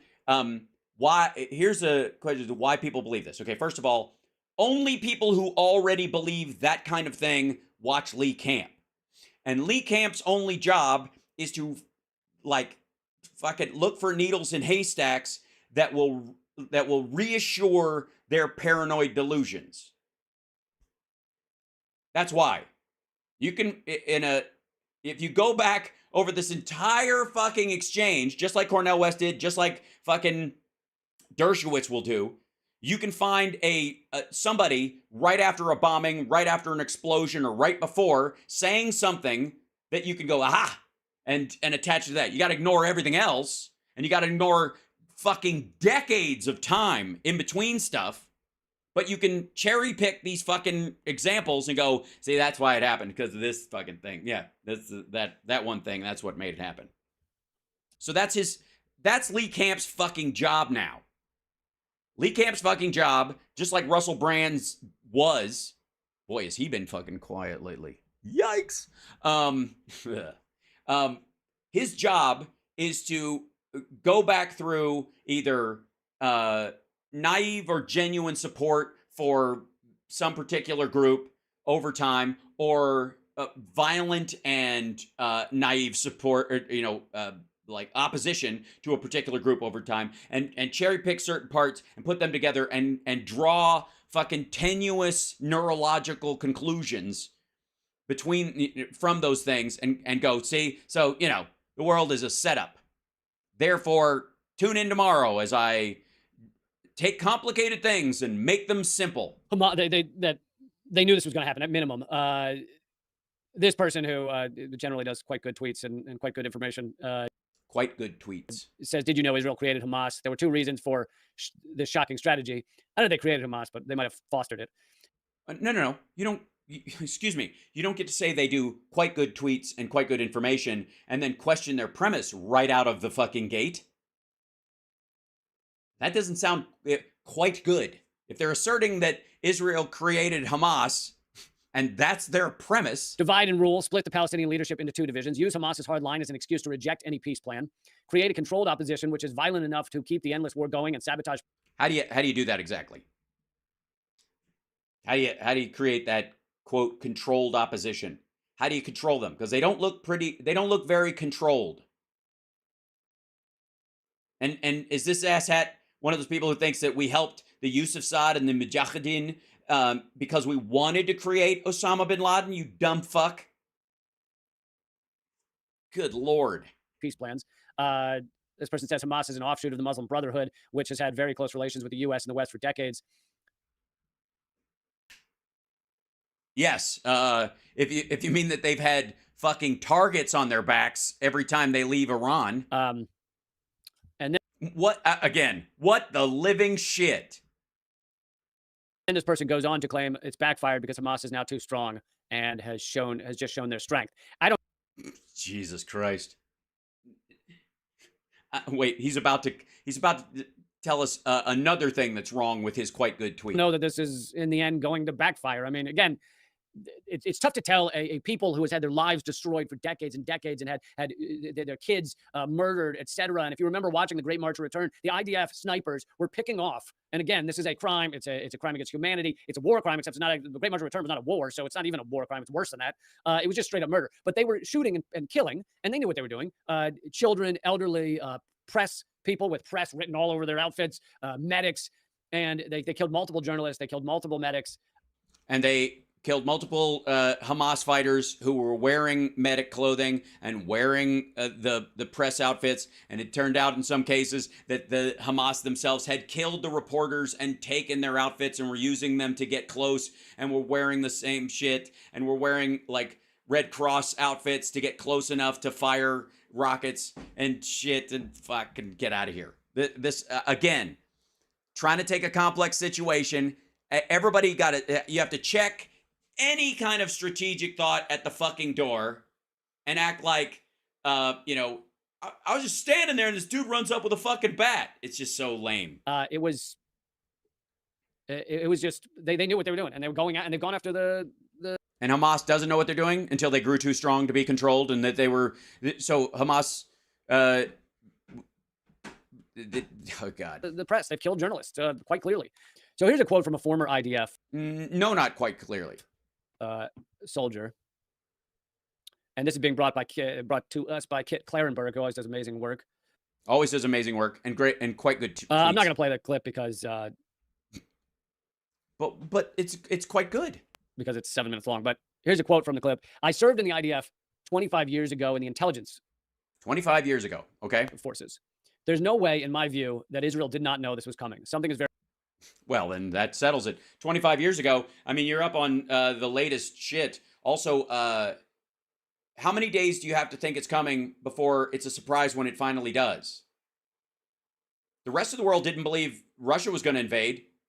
Biden knew it and said so, but the Ukrainians themselves were like, we don't think so.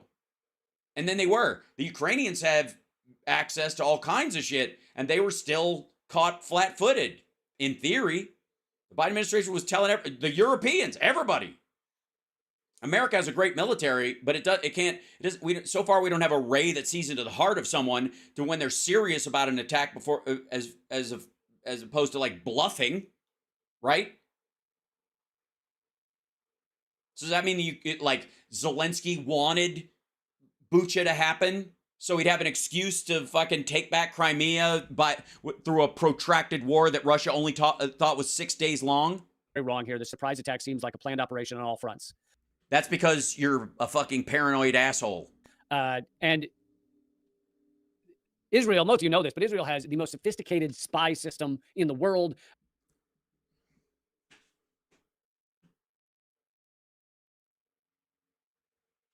Mm-hmm. Right. At what point do you have to make a judgment about whether or not someone who's running towards a line is actually going to cross that line? And if they keep running towards the line day after day after day after day, and then they finally cross the line, when you're like, Jesus Christ, this guy's always running up the line, he's never doing it. Anyways, let's go fishing. And they pick the day when your guard is dropped to cross the line.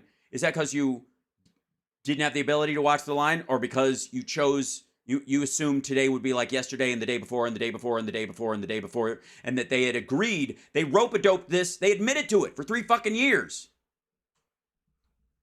I don't think he's going to be showing that clip, though. Many U.S. police actually go to Israel, or Israel trainers. By the way, he's not coked out right now. I don't think. I think he's just one of these assholes who can't hold his weed. But I've sped up his talking because he drags a bit. Mossad trainers come to them to train police how to be more brutal, how to be more quote unquote effective, how to surveil people. How to surveil people? Brutal surveillance. It's the kind of surveillance where they're watching you and you can just feel it, like hands around your neck. Get the fuck out of here.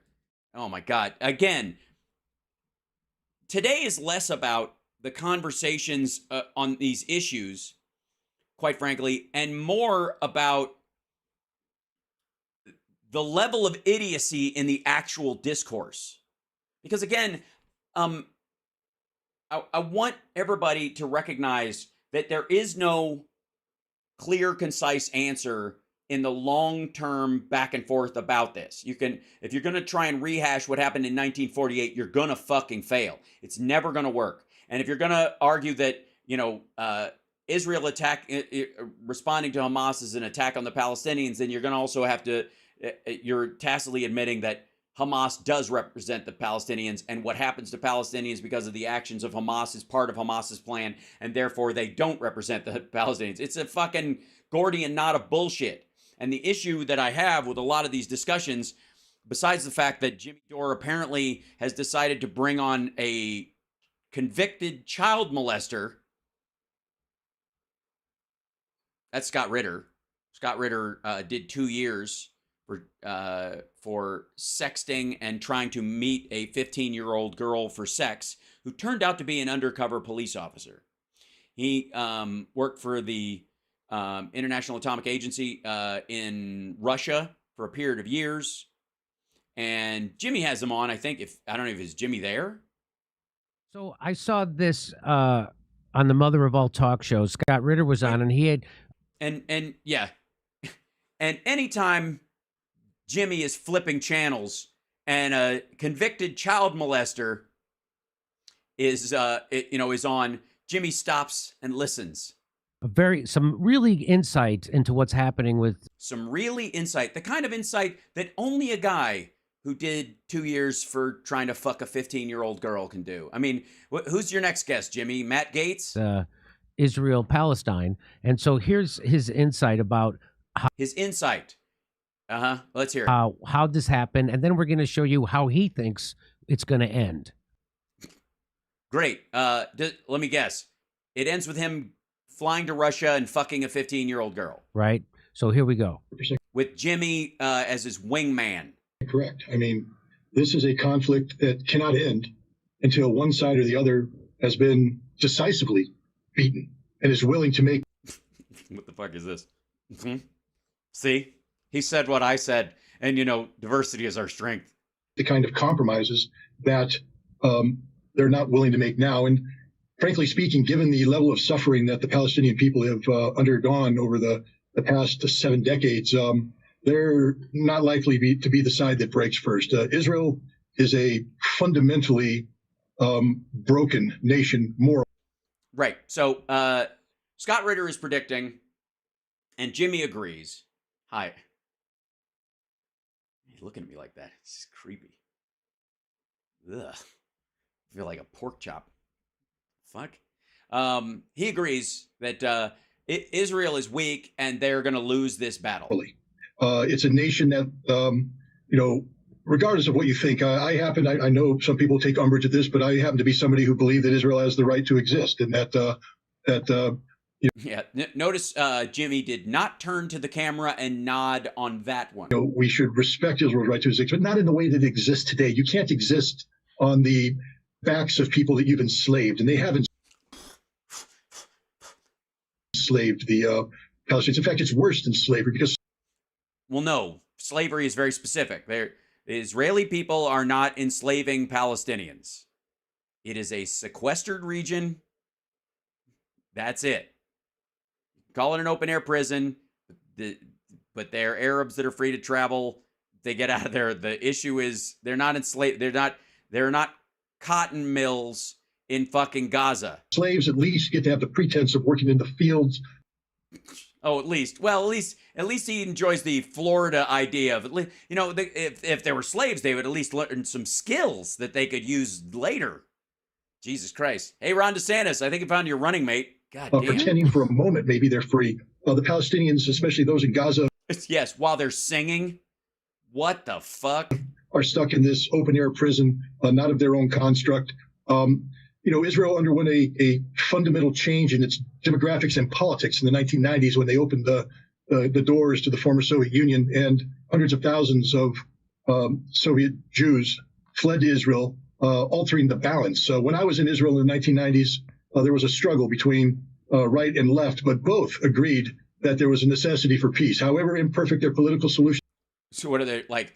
These are Russian Jews that are the problem? Might have been. I know for a fact that Yitzhak Rabin was looking for a peaceful outcome, looking for a settlement before he was assassinated by a right-wing Israeli. And now Benjamin Netanyahu has stepped into the gap, and ever since then, Israel has been drifting towards an even more radical right-wing solution. As long as Benjamin Netanyahu and his ilk are in power in Israel, there is no hope for peace, none whatsoever.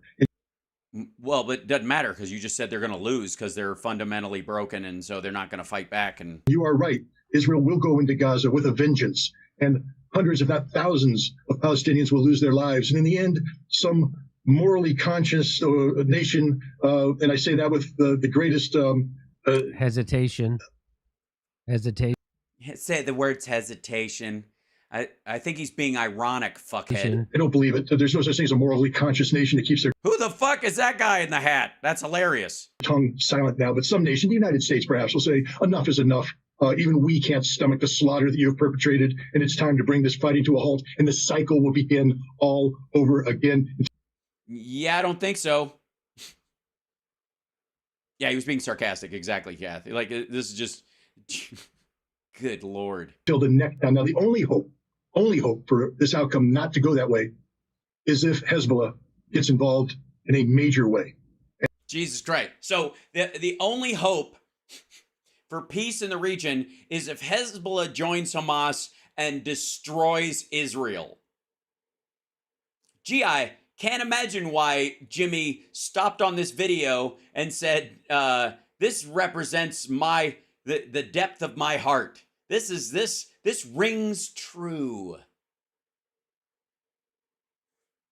The fuck out of here. Ugh. But again, don't think for a second that this actually was there's a genuine conversation about the Middle East or or Israel and Palestine, any of that shit. It's not. These are inherently inserious people. Yeah, I know. Jimmy keeps looking at me. It's creeping me out. I couldn't even hang around. You're watching Housemarks Megaworldwide, by the way. Sometimes I gotta bail on these clips because they're just fucking gross. Did Jimmy pack his parachute for that interview? I don't think there's an exit. I think they're going. The idea is to go down with the fucking plane. And I think, all right, we'll end it with we got so much shit. Okay, Scalise has gone down in his vote to become speaker, and I said he was going to be the guy that they would vote for first, and I thought they'd probably do it. Nope. Was I ever so young? See, I can admit when I'm wrong about stuff that, like, it was Scalise that they voted on, and I do stick to the fact that I think they're chaotically incapable of governing. That said, fucking A. Why not Scalise? Russ Vogt joins us now. Sir, you've been the architect of the anti-DC cartel cause, of which yes, the fart air fantasy of right-wing lunatics, the Roseanning of the party. We all are at the ramparts for. Give us some guidance today, Coach. Well, I think, it's very clear Steve Scalise is not a paradigm-shifting speaker. He's not an America First. You're not going to get a paradigm-shifting speaker, motherfucker. You don't have a paradigm-shifting number of votes. Speaker designee, and it's clear he doesn't. Designee. Have the votes, and I don't know if he's going to wake up today or tomorrow or the next day, but I think what he was hoping for was that there would not be opposition on the floor, that he'd be able to just bums rush this thing and get it to the floor. And yes, just because. Well, I mean, he's there. When are they going to start calling him the new John McCain? Because he's a hero because he was wounded. I like heroes that weren't wounded. So who's going to say that to him? That became very clear. Not only do many of the individuals that were there in January and others that were there in the Gates initiative, but the Gates initiative sounds like a movie from the 70s that was like a knockoff of. There's the Odessa Files. There's the Gates initiative. Other coalitions, even moderates, are opposed to this, and so this is a wide open race. And I think it's important to zoom out for a second for those who are. It's a wide open race because no one can get to the front. There is no finish line. They don't even know what the fucking prize to win it is. Of course, it's not even a wide open race. These motherfuckers have just been released into a field. It's like, like you think about this as like a regular race. It's like they have a starting line and crack, everybody starts running. This is more like they're all standing in a circle facing out, and they just and go, and they just spread out like just atomizing like a fucking sneeze. They're saying that the Congress is in disarray and there's chaos. We have a funding deadline that's coming up in mid-November, and it is vital to be able to get that right. Get that right. Oh, nice. Barbie, we'll see you at the Nerd Halen show. Very exciting. And don't forget, everybody, on the 20th here in Las Vegas at the Hard Rock, Nerd Halen. Get your tickets today. Every single agency that is a part of the federal government that gets its funding, including the Department of Defense, including all of the funding for state and foreign. Yeah, we know how shit works, dumb fuck.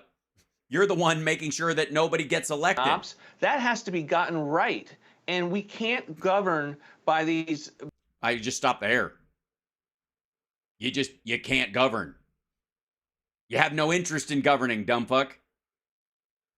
You're not looking to create programs or policies. You're looking to destroy them. That's not governing. Basically you're running on the American people have been wrong for decades. By the establishment using the events that are occurring around the world to cause us to make decisions. By the way, why does this Center for Renewing America look like a diagram of an abortion clinic for aliens? It looks like some sort of weird, like, lobster IUD. This is the red tree, and the roots go below the surface, so I think the line represents this is the ground level, and our roots are very shallow, but our tree is very big, and then blah. I made this little thing. I drew it on a napkin. Decisions. I put from the Center for Renewing America. Jesus Christ. Lizard birthing. Faster than in our interest as Americans. This is an important issue to be able to settle and to be settled right. And thankfully, because enough members have said Steve Scalise is just... Thankfully, enough members have said, I'm not ready to settle this. I can't settle this because if it doesn't settle my way, it doesn't settle at all. And that's settled. Settle. More of the same. It is... Remember, Steve Scalise is the guy that threatened Andrew Clyde and said he wouldn't bring his legislation to protect gun owning Americans. gun Americans. They're from the nation of gun, and they were brought here against their will. Americans to the floor. Behind all of the because they didn't have the votes for it, even in the Republican caucus, and he didn't want to embarrass the other Republicans who would vote against it because it was fucking lunacy, and he wanted to bring it right about the time a bunch of kids had just been slaughtered, and it was in bad taste. Decisions of Kevin McCarthy has been Steve Scalise. Steve Scalise is the one that ruined the Republican Study Committee and turned it away from being the conservative conscience of the House. That became the House Freedom Caucus, and he was largely unsuccessful because they came and were stronger than the RSC ever was. That they're not stronger. They're obstinate. Motherfucker, they don't go to the floor and take a giant mallet and try to ring a goddamn bell. You don't have to be strong. You just have to be obstinate and not give a fuck. You have to be from a hard right district, and then you can just fucking sit there with your thumb up your ass. There's no strength in that. As a matter of fact, if you want to talk about the Republican conscience of the party, it's people who will side with that who are in a purple district that are arguably the strong ones because they know their seat is up for grabs. Matt Gates's isn't. Marjorie Taylor Greene's isn't. Boebert's a little quiet these days. But in the last 10, 15 years, Steve Scalise has been behind the scenes pushing the cartel's interest, and we cannot allow the cartel. Jesus Christ. I'm so tired of this fucking, like, dramatic language. I mean, it's bad enough when Bannon's talking tip of the spear and the armor-piercing shell and all this kind of stuff, talking about Mike Pillow that way. Well, I wonder why hasn't he described Mike Pillow as the tip of the spear and the armor-piercing shell lately as he sells off his fucking company? Yeah, I'm going long because I don't have a morning show. Sorry. Hi, welcome back. Good to see you. Like, subscribe, enjoy the show. Thanks very much. Hello, how are you? What's up? I'm on the road this weekend, so wish me luck as far as internet quality. Where in the hotels that I'm in. It's always a fucking tooth pull. So much to do show like this while I am in the crazy pants world. What do you do? So, yeah. Thanks very much. All right, one last thing. Trump called into Brian Kilmeade's show. All right, joining me now, the 45th President of the United States, who wants to be the 47th, President Donald Trump. Is that a new game show? Who wants to be the 47th? Thanks, Mr. President. Hello, Brian. So first off, on the quick moving nice edit. Events, now we know over in Israel that 22 Americans have been killed. At least 17 are thought to be missing and may be held as hostages in Gaza. Mr. President, if you were president right now, how would you get them back? How would Hamas pay the price? Oh, they wouldn't have done it in the first place, Brian. Except they would have. And if they did it, I would show them a picture of their house, and I'd go, see this building that's already blown up? I'm going to hit it harder than it's ever been hit, harder than anything that's ever been hit harder before. And if you don't give me back my hostages, I'm going to kill somebody you don't even know. Or do you sit behind Israel? Well, Brian, I have to preface it by saying that it would have never happened. Zero chance. Just like Ukraine would have never happened. Nonsense. Bullshit. Well, I mean, you could argue that if he was still in office, we'd still be in the throes of COVID and the entire world will still be shut down because he would have, like, scuttled fucking Operation Fartsteed. Captain's log. Well, before we actually had vaccines. With Russia. This would have never happened. We had Iran in a very weakened state. No, all through 2018, 2019, they made the money that they're using for this. They paid for it at all. We were sanctioning everybody and fighting with everybody. You can't. We were fighting with everybody so much that we wouldn't even know who to fight with next. Do business, and China wasn't buying oil. Nobody was buying oil, and Iran. Yes, they were. They were indeed. It was a very poor country at that point, and now they're a very rich country because of Biden. Because for the last 3 years, they've made a fortune, and the six. One moment, please. I showed this before, but let's see. Trump.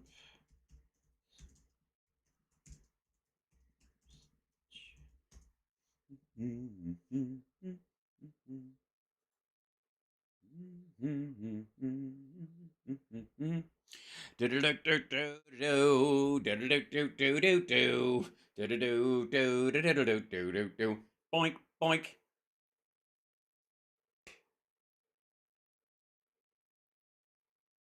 That's where the $6 billion came from. Just saying. Myriad of other things, but whatever.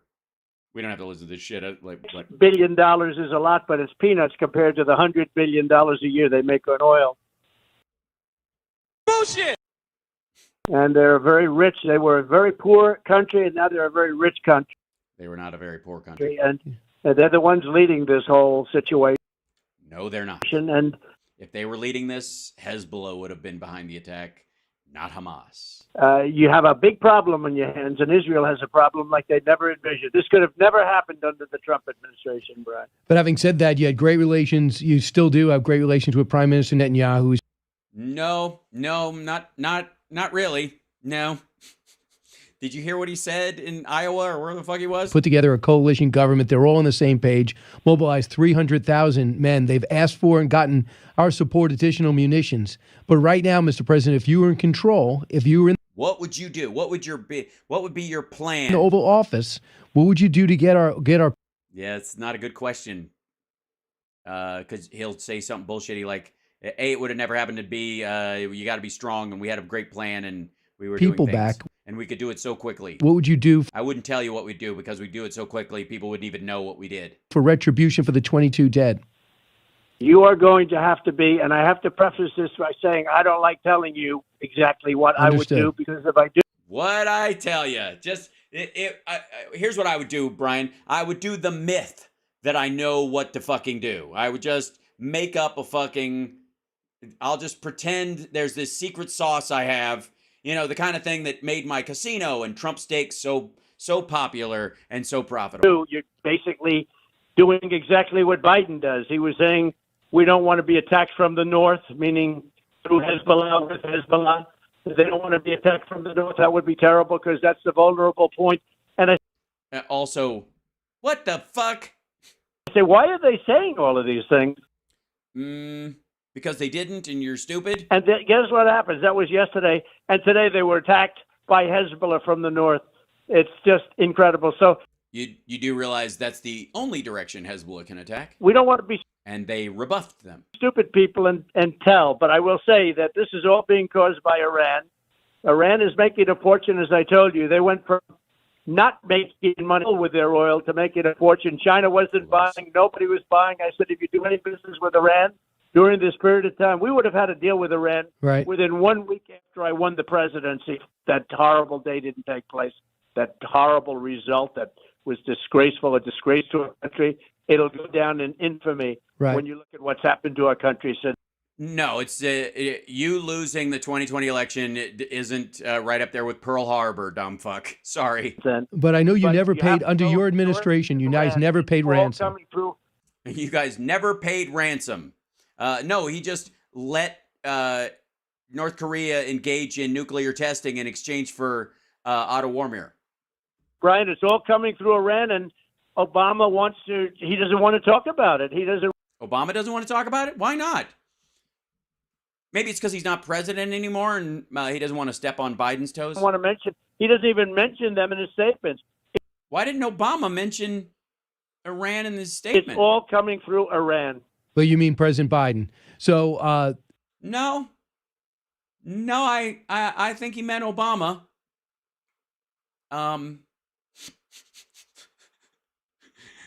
You don't get to. No. He's got the best words. You don't, Brian. You do not have the best words. but right No, now, I also mean Obama. what do you mean? I mean Obama and Biden, but Obama is Biden's boss. In case you didn't really know that.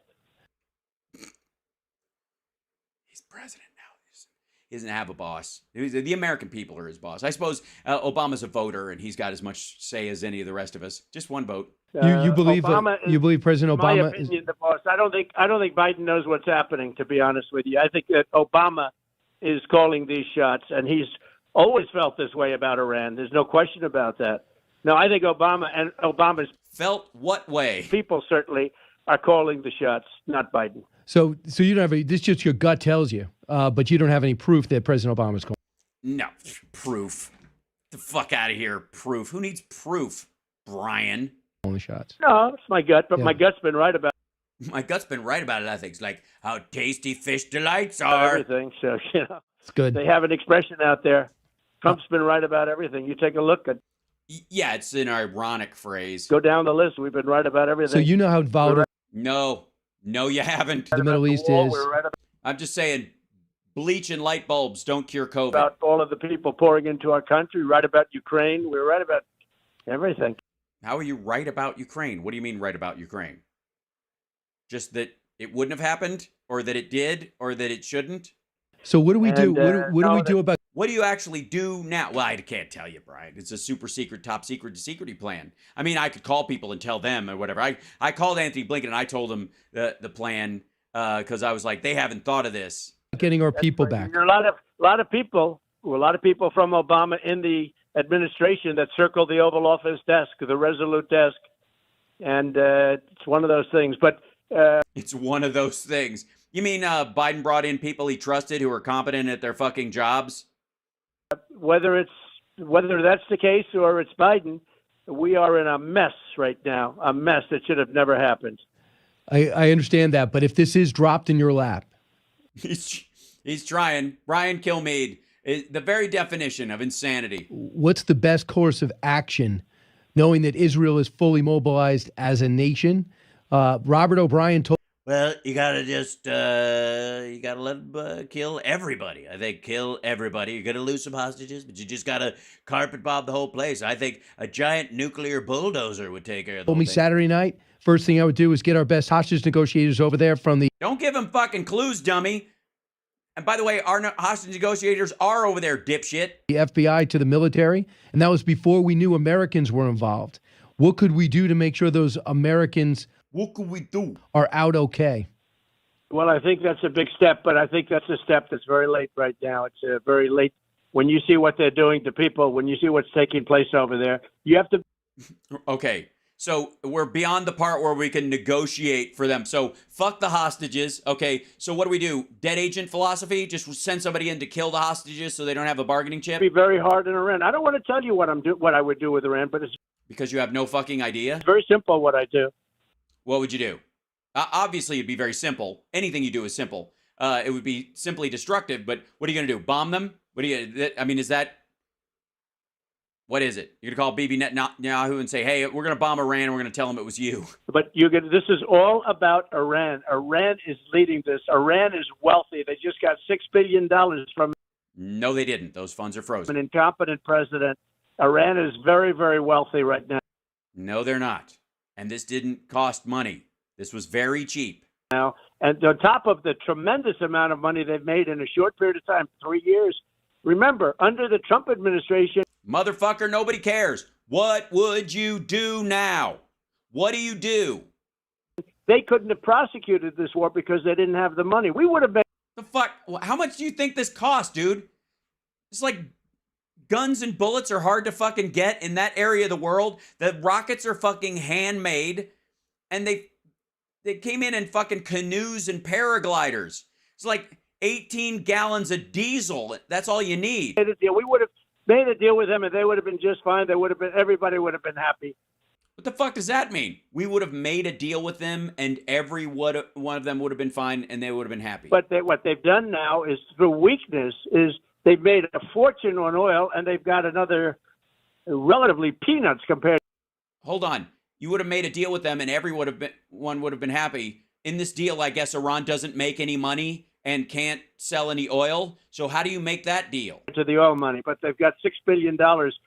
No, they don't. For hostages, which, no, they don't. by the way, is going to set a terrible precedent for our country. Terrible precedent, because I didn't pay any money. We got 50. Well, technically speaking, they dangled the money and then they didn't get the money. So it actually sets a great precedent. 58 hostages, as you call them, but we got 58 hostages out. We never paid a dime for any of them, because all you had to do was officially recognize the North Korean government. Once you do, you create a situation that's going to be. And you released 5,000 Taliban soldiers. Absolutely terrible. Think of it.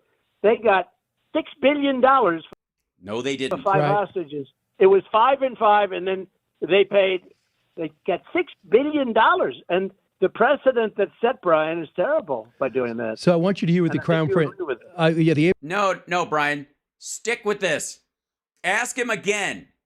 What would you do? Abraham Accords are perhaps the greatest achievement of the Trump administration in Right, the normalization between three countries that weren't fighting. just 4 years, where these Arab nations, longtime enemies of Israel, recognize them, begin relations with them, and recognize Israel as a nation. Next up seemed to be the Crown Prince. Here's what he said to Brett happens if Iran gets a nuke.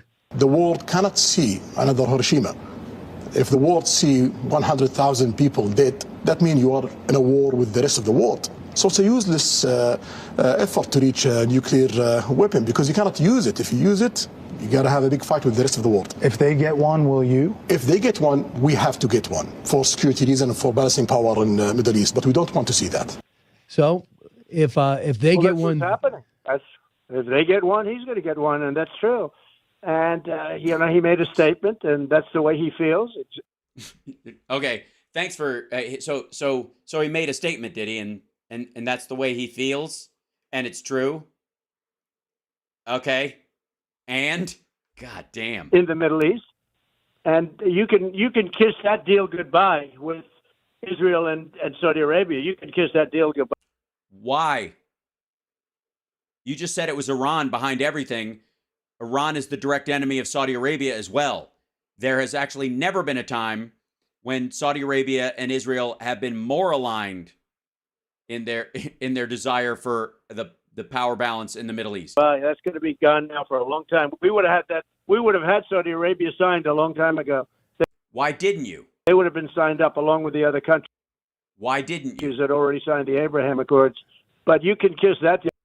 Why? Why would they stop now? So goodbye. They can't negotiate now. It would be impossible under the circumstances to make a deal with Israel and Saudi Arabia right now. Why? I put you back in the Oval Office right at this moment. Benjamin. What would you do? Netanyahu knows that. I'm sorry. Who? Benjamin Netanyahu. He's got to take action, and he's about to go in. Sorry. Hold on. I got to back that up a second. 1 second. Benjamin who?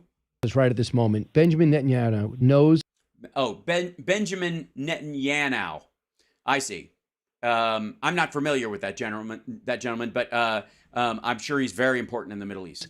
That he's got to take action, and he's about to go into Gaza. Is his fight our fight under any circumstances? Do we have American troops in there? We have to protect Israel. They've been, really a part of this country, the fabric of what we stand for. We have to protect Israel. There's no choice. He fucking thinks they're Hawaii. And we have to do it. He has been hurt very badly because of what's happened here. He was not prepared. He was not prepared, and Israel was not prepared. And under Trump, they wouldn't have had to be prepared. Look at what we did for them. And we did that alone. We didn't do that with Israel. And you know what I'm talking about. He's bringing up the fucking Soleimani thing again. He's still fucking Benjamin Netanyahu. Benjamin Netanyahu. We did that totally alone, not with it. We did that. Yes, we murdered that dude extrajudicially in Iraq, totally alone. Israel. And, but they were not prepared. They were very poorly.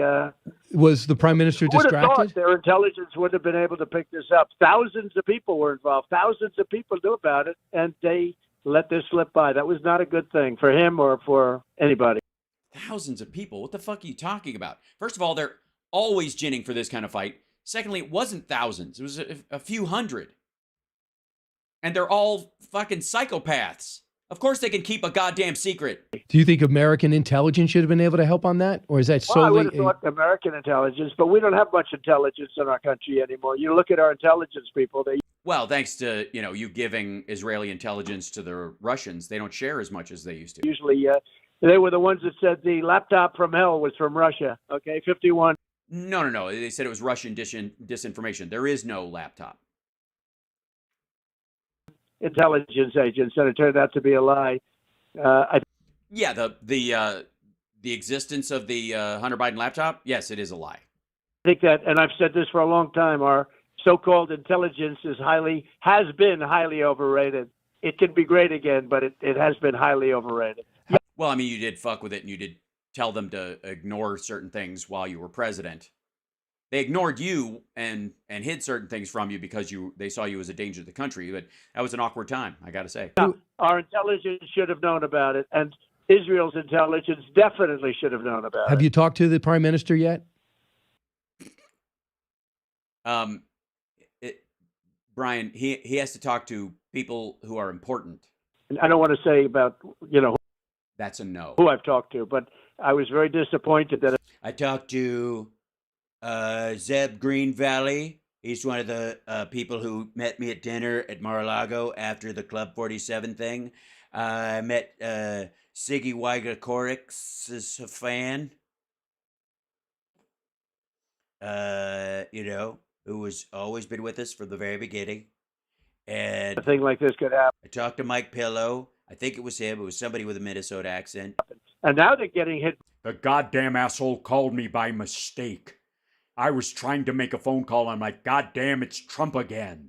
Stop it. Very hard by the North. And I'm really shocked that the Obama administration can be out there saying, I hope.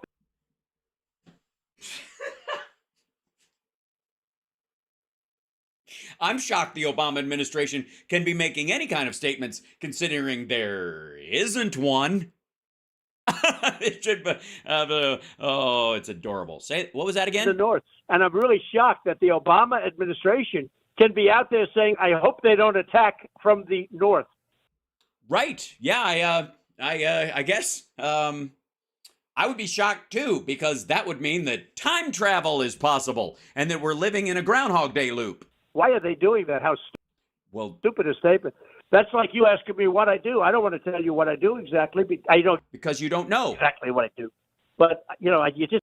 Wait, say again. What I do. I don't want to tell you what I do exactly. I know exactly what I do. But I know exactly what I do. I've basically, I would dive straight for the football. You just can't say that as much as... Yeah, you can.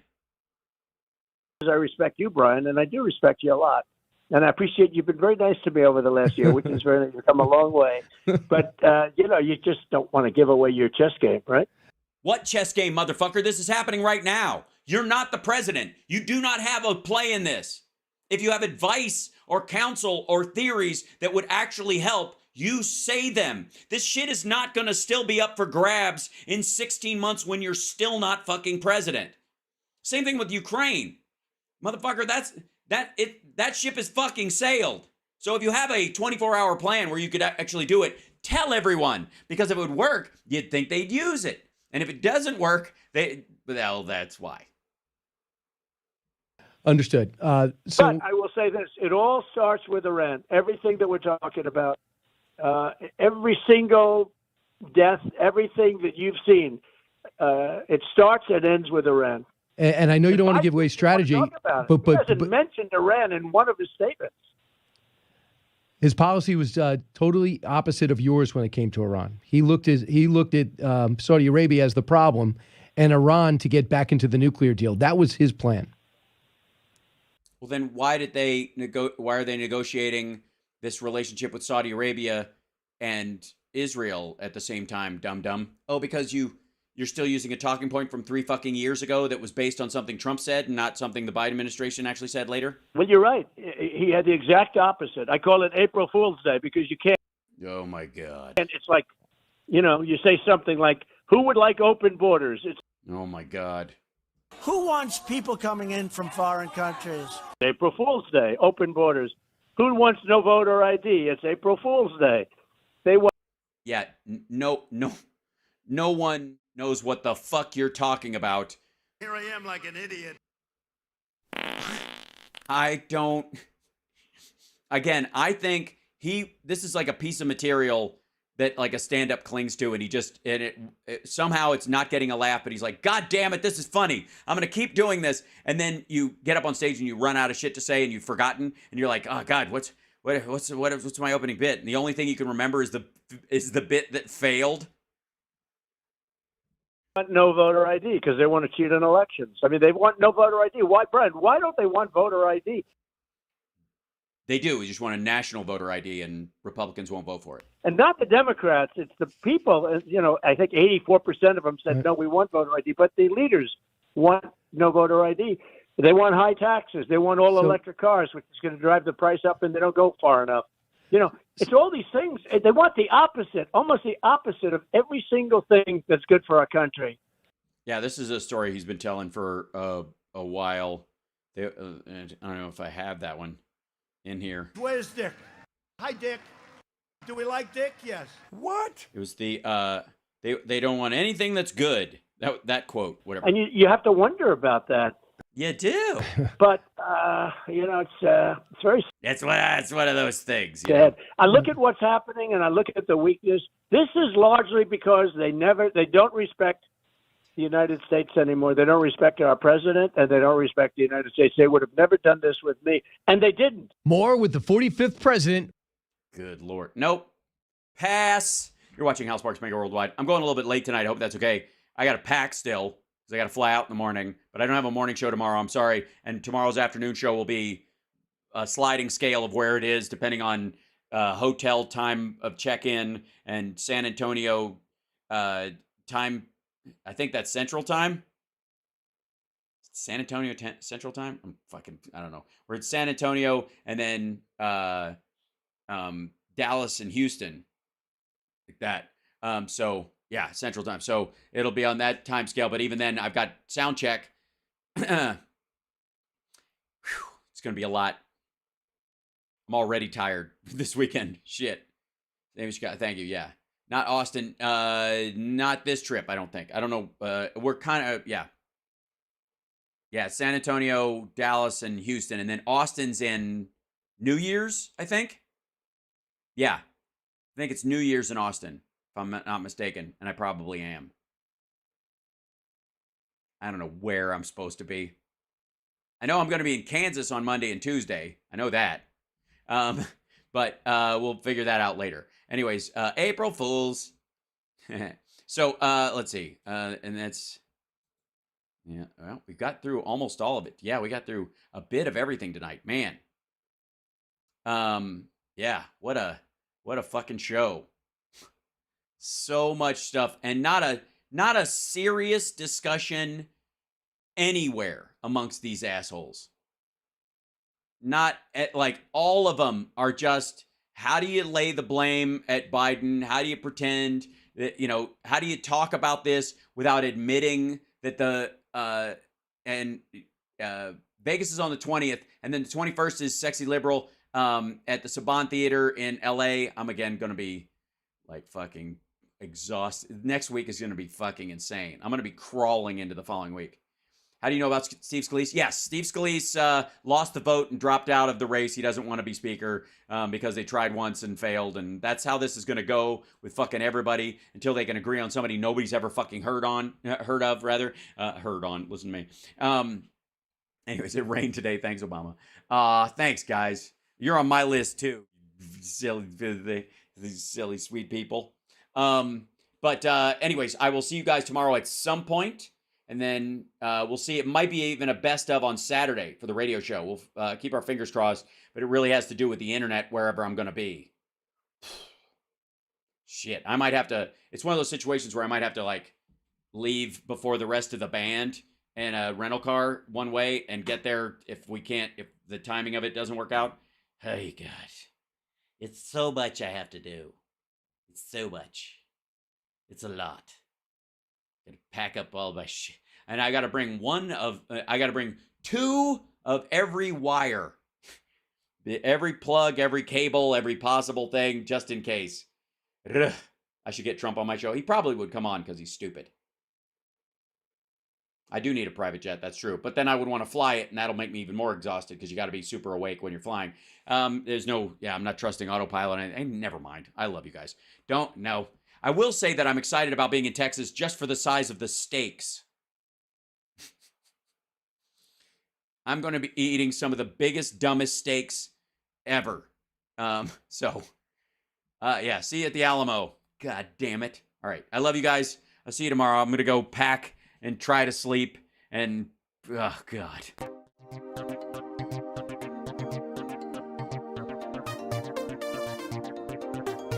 Remember, choose less evil.